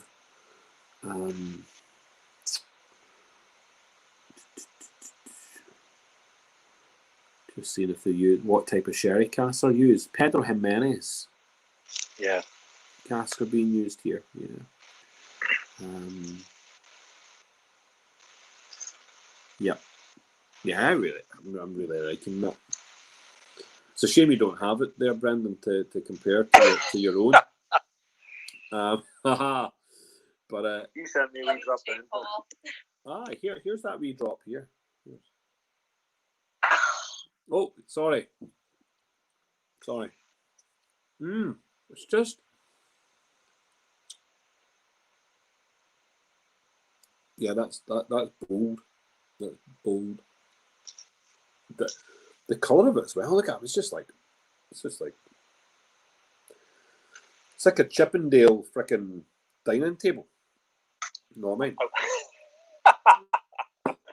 and it is exactly that. You know, it's exactly that. It is high end. This is a high end rum. Really worth. I have some left. I do look forward to coming back in this, having not had 8 drinks before it. just to see what it's really like, because like it's really good, but I'm trying to really pick some of the flavors out, but I'm kind of struggling, you know. That's all those 55s that we've had. You know what I mean? 3 55s in a row practically. David, what do you make of that? David, what's your thoughts? It's very thick, man. It's very thick. Yeah. I wouldn't necessarily call it enjoyable, but I think it's like it's got a lot of it's got character to it, and you can. I think your way you described it, where it's very rich, like a very high end rum. Yeah. Definitely felt true. Like it felt right. It's certainly not as enjoyable as the Cologne under any circumstances. Oh wow! Wow. Like, but the Cologne one, I'm like suspicious about. Like, I don't know what he's done to it. Like, you know, I feel I don't know whether it's you know, has he dumped a bunch of sugar in there or something? You know, has he? You know, I don't know how much of it is like you know, legitimately amazing, because it tastes fantastic. So I'm actually very suspicious. Absolutely chuffed. Yeah, David, he's been messing about with us or something. He's just taking the proverbial. I agree. I bought in 20-year-old and I collapsed the business just to look good.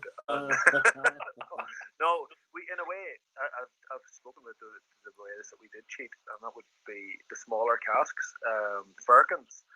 It's actually the same with a few patchings that are going to go out now in the new year. We put in higher strength spirits into small casks, you're going to get a big boost of very fast aging, and it worked very well here. Yeah, I heard you mention that before, and I just thought that's so innovative. Like, I don't know if that's the standard in like in small distilleries and stuff like that, but for me to see that of you guys was just like, that is super interesting, and like, yeah, that's the type of like innovation you want to see from like small distilleries and like small outfits, you know. For a tiny cask though, it's about 5 times more expensive per cask, and you're getting a much smaller cask, so it's not commercially sensible to do it. And then, you know what I mean? So the price of a small cask, it's only 50 litres, and then you've got a big cask, 200 litres for 4 to 5 times less the price. It's not wise, and then we done it with 6 of them and passed them on through, and then finishing it, rounding it off in a sherry is always a good idea. It's something, you know, you want to. Sherry's always a good way of rounding something off. So we just used a few of the key aging principles in there, and plus our distillations run for 12 hours rather than 6 hours. So you spend a very long time in a still, and again, it's all about just, you know, a lot of those sulfates are being distilled out in terms of, you know, the reaction with the copper during that distillation process. So it's a very expensive way to make spirit, but for us, it's about quality, just, you know, and that's the discipline we have to go with going forward. Yeah. We can't compete with mass production at all. I have a lot of respect for that, man. So fair play, absolute fair play. Thanks a million for the kind words. Appreciate it. Yeah. Sorry, David. Cutting you off. But this one here is like, yeah, it's definitely towards, like, you can definitely get this high end feel of it. whenever I first tasted it, I felt like it was a little bit too much for me. But you know, on second taste, it's hitting it's hitting better spots. Yeah, I'm interested to hear your opinion on this, Paul, because this one was your favorite, right? This one you were. Yeah, so it's my favorite insofar as that, you know, I'm a massive fan of these limited runs that they have. I like the idea of lots of this Solero idea, this, you know, manipulation of the rum filtering through the different barrels, and yeah, the use of the sherry casks, I think, just gives it that beautiful spice.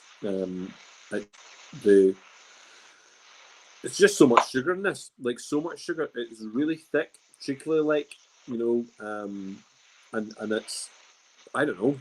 I find every part of this, the nose is just great. It's like liquid chocolate. It's so dark as well. Like Yeah. it's like Coca-Cola. Yeah, very much so. Yeah, That dark. I think the word to describe it that people use is mahogany. You know, and That's I just more think, attractive word. I just think, you know, think of all those barrels that are, you know, that, as I say, 24 years in some cases that it's come through. That this is deep, and you know, there's been a lot of work done here to provide this type of rum. Unlike Brandon's, which is very, very quick. This is taking a bit of time, and I just think that it's so easy drunk as well. I mean, at 45%, to me, yeah, I could sip on that. That to me is that's a sipping rum all day long. It's just a sipping rum. Sip away. Don't be, you know, that's that's tonight and tomorrow. Like, you know, that's lovely. Massive fan of it.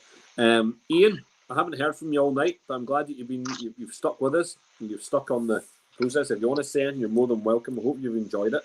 I'm going to try and make a couple of cocktails. If people want to stick around, I'm going to be sticking around myself, just making some cocktails.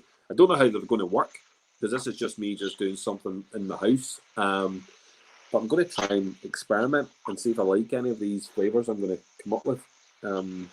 Yeah. The only thing, I've just realised, I can't actually do some of them with, because I don't have because I realised I ran out of ice and I didn't replenish my ice. So this is cocktails minus ice. But I don't actually, for some of them I don't need ice, to be honest. I want to use colognes, and I'm going to use a ginger ale, I think, with some lime. Yeah, that's what I'm gonna do.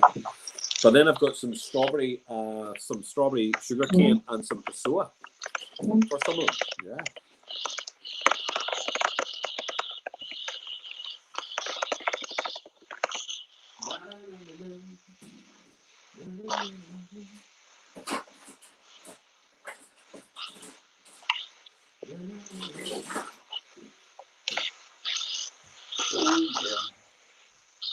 I'm gonna go get a few, but whatever room I have upstairs, so I might nip away for a second. I'm gonna be very jealous in a second, potentially. Oh, don't say that, Daniel.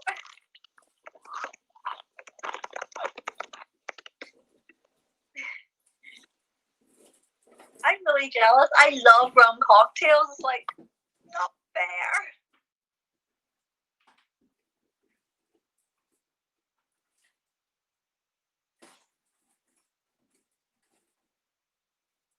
I can't hear you, Brendan. Oh, I was having a full scale conversation with you. I thought you were answering me back.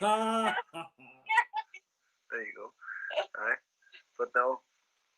No, it is rum so versatile, isn't it? Just take out whatever you have, Louise. Bound to be some rum somewhere. What have you got, David? Yeah. Are you making a cocktail as well? I'm not making a cocktail, man. Like, I'm on my arse right now. Like, I've just those tasters was enough for me. Well, like, I can't take any more booze these days. I've been like, I don't know, maybe I'm getting too old. I don't know. I don't know. They're all cast strengths. Like, they really are. Full on. Yesterday, I had the worst hangover ever because we done, you know, the whiskey tasting the night before. It just went on for such a long time. And they're all cast strengths. They're all amazing. I done the Bar Humbug box. Thought it was special. It really was. How are you not seasoned to this, Brendan? Like, I don't understand. Like, surely you've got like a protection. against hangovers and against alcohol. You should be like at next level. I thought I was until yesterday. It was just came out of the blue. I was in a bad state 2 nights ago. It just maybe there was lack of food or something. I don't know. But yeah, but you need to do an Elon Musk dude and make a progressive hangover cure. You know, like a Killoan version hangover cure. Like you should have the expertise. You know, reverse engineer your own products. You know, something like What is our version of a Bloody Mary? Do you know Johnny Lloyd from the Whiskey Club? Studio Stereo. He's the guy who done all the designing for this box. Yeah. He takes a port, a hot port in the morning to cure his hangover. That's good, man. I like that. Maybe that's the next thing. Port, an Irish port. Because actually, there's some Irish wines, isn't there, down in the sunny southeast? Be good to see what. I've never managed to sell out very fast. It'd be good to see what it tastes like. Well, have you had many people gifting Killoan for Christmas this year? Like, do you get a bunch of photos of Christmas, like of people opening their stuff up, man, or was it just all sold out and just all gone before? Yeah, we didn't get to release anything before Christmas this year, and we were actually even chatting to a lot of people. People were finding it pretty tough this year. So we're like, obviously, we'll just wait until later in January. So yeah, because your balls are so high quality, man, that you can only like put them out in limited editions, right? Like you can only put them out in limited amounts. Like it's kind of weird because you don't have like a mainstream offering that, because you don't want to compromise in the quality. So it's like it's pretty admirable, dude. Like it's crazy. We're going to do it this year. We're going to go out with a bonded whiskey, 5-year-old bonded whiskey. It's going to be cask strength, and it's going to be at a lower price point as well, so there can be out there consistently. Also just means that bars can stock Killoan and serve it. So yeah, that's the plan. Oh, that's good to hear, man. Like it's kind of a relief because I feel like I've missed out on a bunch of like little releases and stuff, and I love the Killoan brand, and I feel like I don't know. I feel like that Killoan brand, it can add a lot of credibility to a back bar, so to speak, or an offering in like in a bar. Yeah, it'd be nice to walk in and see it in bars too, and be able to buy it. So hell yes. The next one we're going to release as well. It's actually 50% of it's going to be aged in our own rum casks as well, finished. The two, and it's going to be vatted with another type of whiskey. It tastes real good. It's ready to go. We just need to bottle it up now and get it out. It is. So hopefully that's the next move. That's class, man. Do you have any quantity, like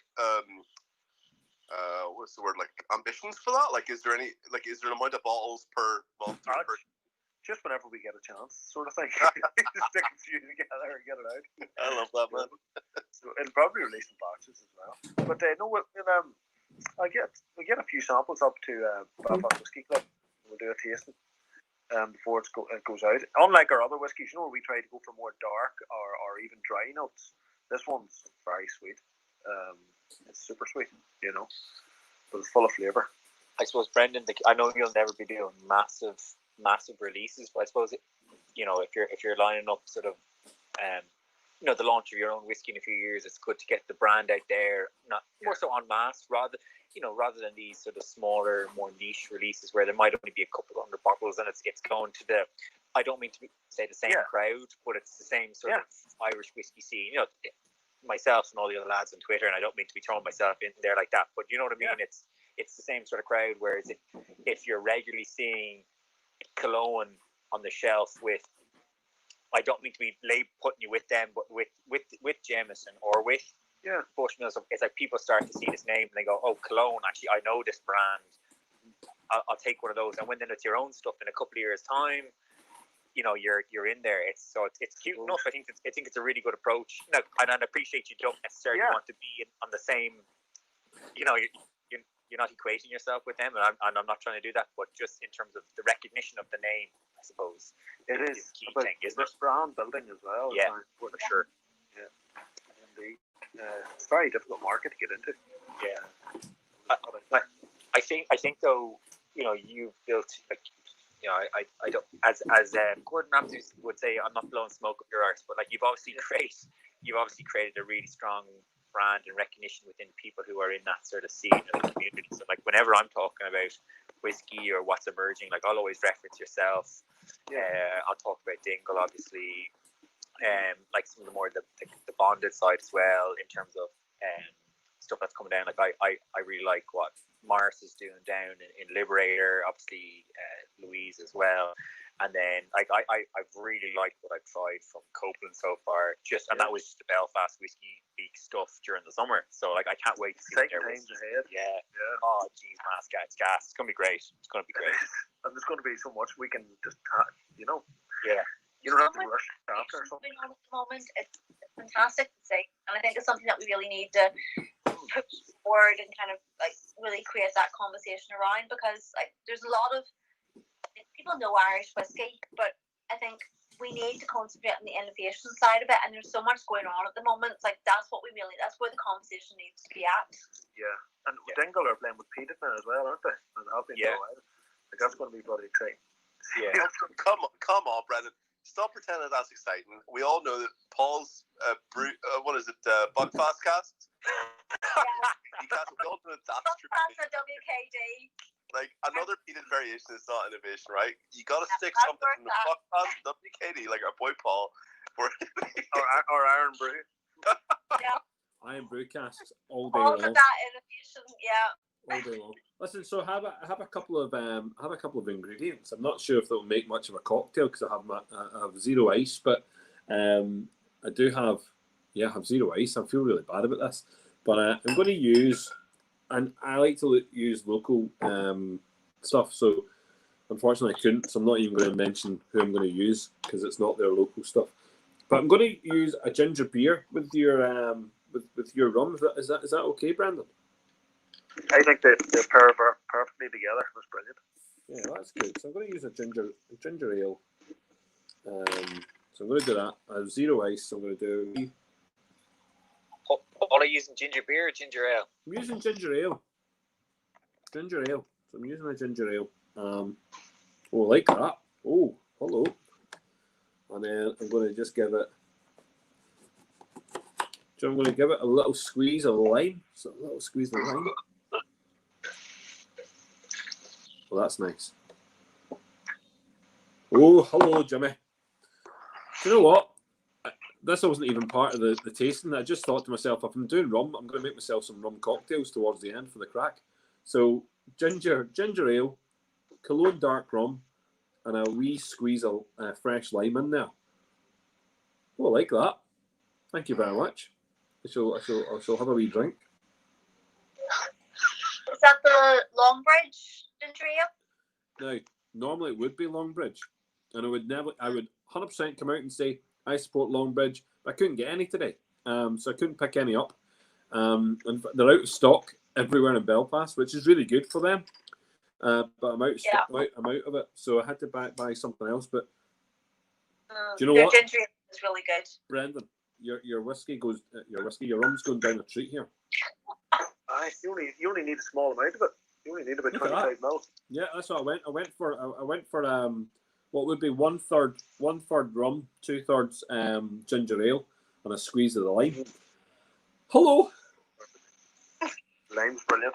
This is for after. I'm gonna keep making some cocktails here of my own making. Do you know what I picked up? And because I have to talk about it, but I picked up a San Pellegrino. Yeah, this is tangerine and strawberry. Yeah, tangerine and strawberry. So I'm gonna. Where the hell did you get that? Yeah, you don't get that done this far, mate. Where'd you pick that one up? Some of it's actually. I actually went to Italy and picked one up. Ah. So you didn't go to Guatemala to get awesome rum. You went to Italy to get a can of mixer. That's it, mate. That's it. You're spot on there. Spot on. So, you know what? And I think what's going to work well here. All right, I'm thinking about the one that I came up with, which had that kind of orangey kind of note. So I'm going to go back to the Venezuelan, right? So the Venezuelan, 55%. And I'm just going to wrap in here. We're going to go for 1/4. We're going to go for 1/4 rum, 3/4 tangerine, and strawberry.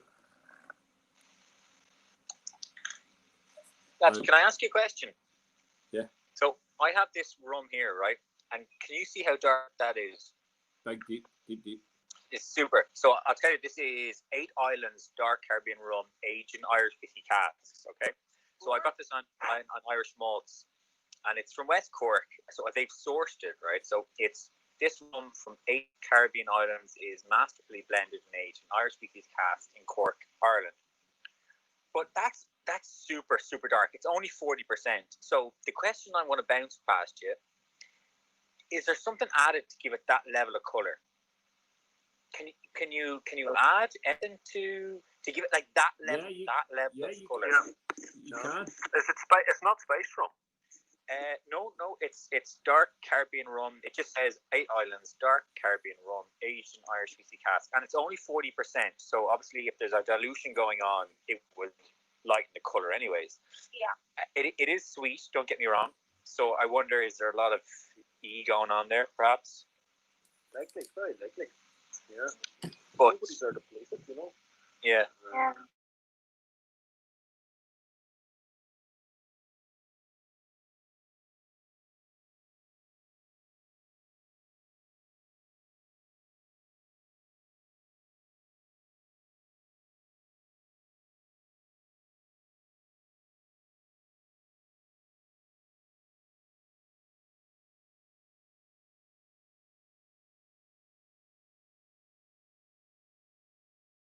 It would actually, I think, it's Were going to you be driving, have you?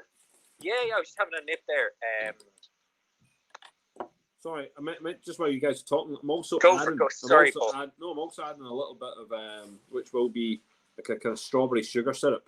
Okay, so and again, look, I'd probably do this over ice, and I'm just telling you, I have no ice at the moment, so it's just a dash of this going in. So we've got in here Venezuelan 55%. Opening a bottle of champagne. Yeah. 50, I really loved my reputation. I feel like this session is descended, has it? Yeah, this is Yeah. not meant to happen. I'm moving on here. 55% Venezuelan rum with half a can of strawberry and tangerine San Pellegrino and a little bit of strawberry syrup. And again, usually I definitely have this over some ice, strain through. What's the verdict, Paul? Oh, that's nice. There you go. Good one. Oh, lads, I'm a massive fan of strawberries. Like, and I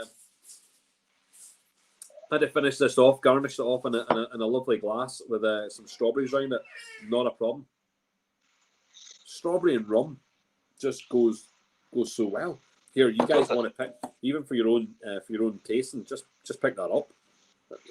And if you want some, I can send you some. Did you get somewhere fancy? Like, was it from a gourmet food shop or something like that? Or No. Marxie's. David was what? David, what did he say? Is it Marxie's? No. But David was joking there. You know, the local Spar. It was actually the local co-op.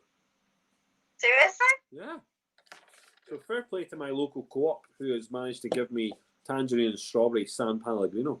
So yeah, big fan, and it works really well. It's just the right kind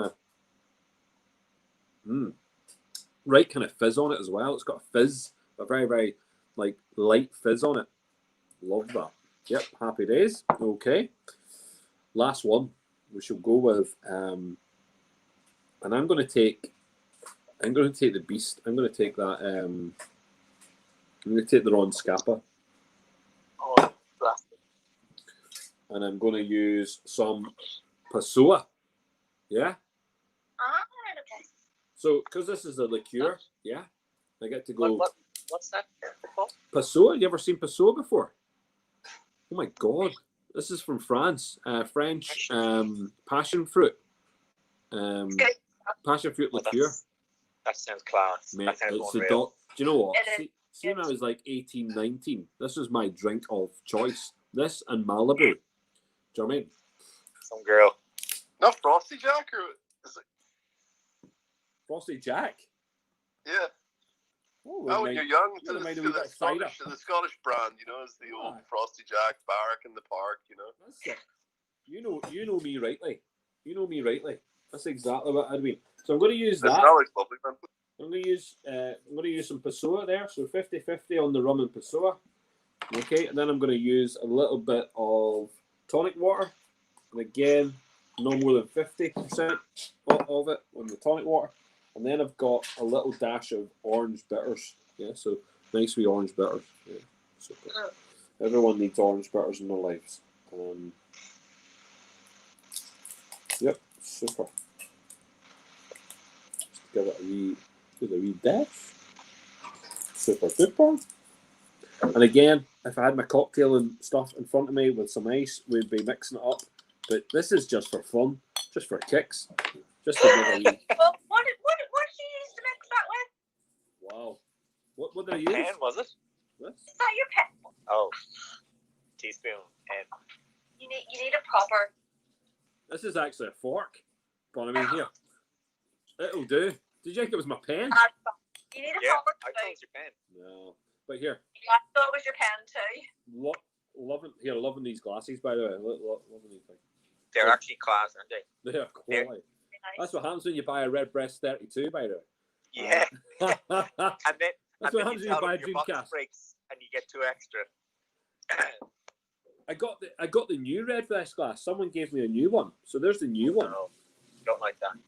Yeah, doesn't have the gold on the rim, but it's the new bird, the new kind of shaped bird. But yeah, listen, this. Oh my goodness.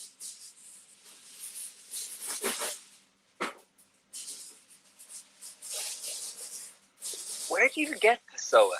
Pessoa, you can buy it in supermarkets. We used to be able to buy it in supermarkets, but I got mine in the vineyard up in Belfast. But do you know what? I spent a bit of time when I was younger in France during some summers, and yeah, definitely the Pessoa is the way forward. Like it's the way forward. Oh, you can get it. Yeah. So, but it goes really well. That tonic water goes really well with that. Keeps it light and fresh. And the rum. Oh, I love a good cocktail. Look, Passion fruit juice from Brazil. if I had nicer glassware and cocktail making and stuff, I'll do a cocktail class with all that material in front of me. I'll do it properly. We'll do it one club night, no doubt, Brendan. We'll do a cocktail night. And I'll get some cocktail guys. I'll get some cocktail guys to do some cocktail making because I'm actually making some gin cocktails tomorrow. So I only just thought about it with the rum for the crack. But I'm actually making with my cocktail maker and my glassware and everything else and my proper stirrer. Yeah. I'll be doing some. I'll be doing 3 cocktails tomorrow at least with the gin. You know. So. Do you know, Paul? If I had known, do you know Doug Ledden? Nope. So Doug Ledden is basically Doug Ledden owns and runs Ohana. Now obviously it's closed now, but he's also the marketing manager or the head of marketing or something like that in Dingle. Right. So yeah, so get on to Doug, oh, right? Right, yes, Doug, yes. We've spoken. Yeah. Me and Doug have spoken, yes. Okay. Doug's a lovely guy. I've only had a couple of interactions on Twitter. Really nice guy. But if you ever wanted any suggestions about cocktails with rum, he is your man, obviously through Ohana. So I need to get on to him about like the best zombie cocktail recipe, because zombie cocktail recipes can be quite intricate because you got to get ferment or ferment or something, and you have to make it yourself. It's some mad cocktail, but you can. Is this like a spray on cream thing is that what you're talking about? No, you make it with like grapefruit. No, not grapefruit. No, it's not grapefruit. Grapefruit can go in the cocktail itself.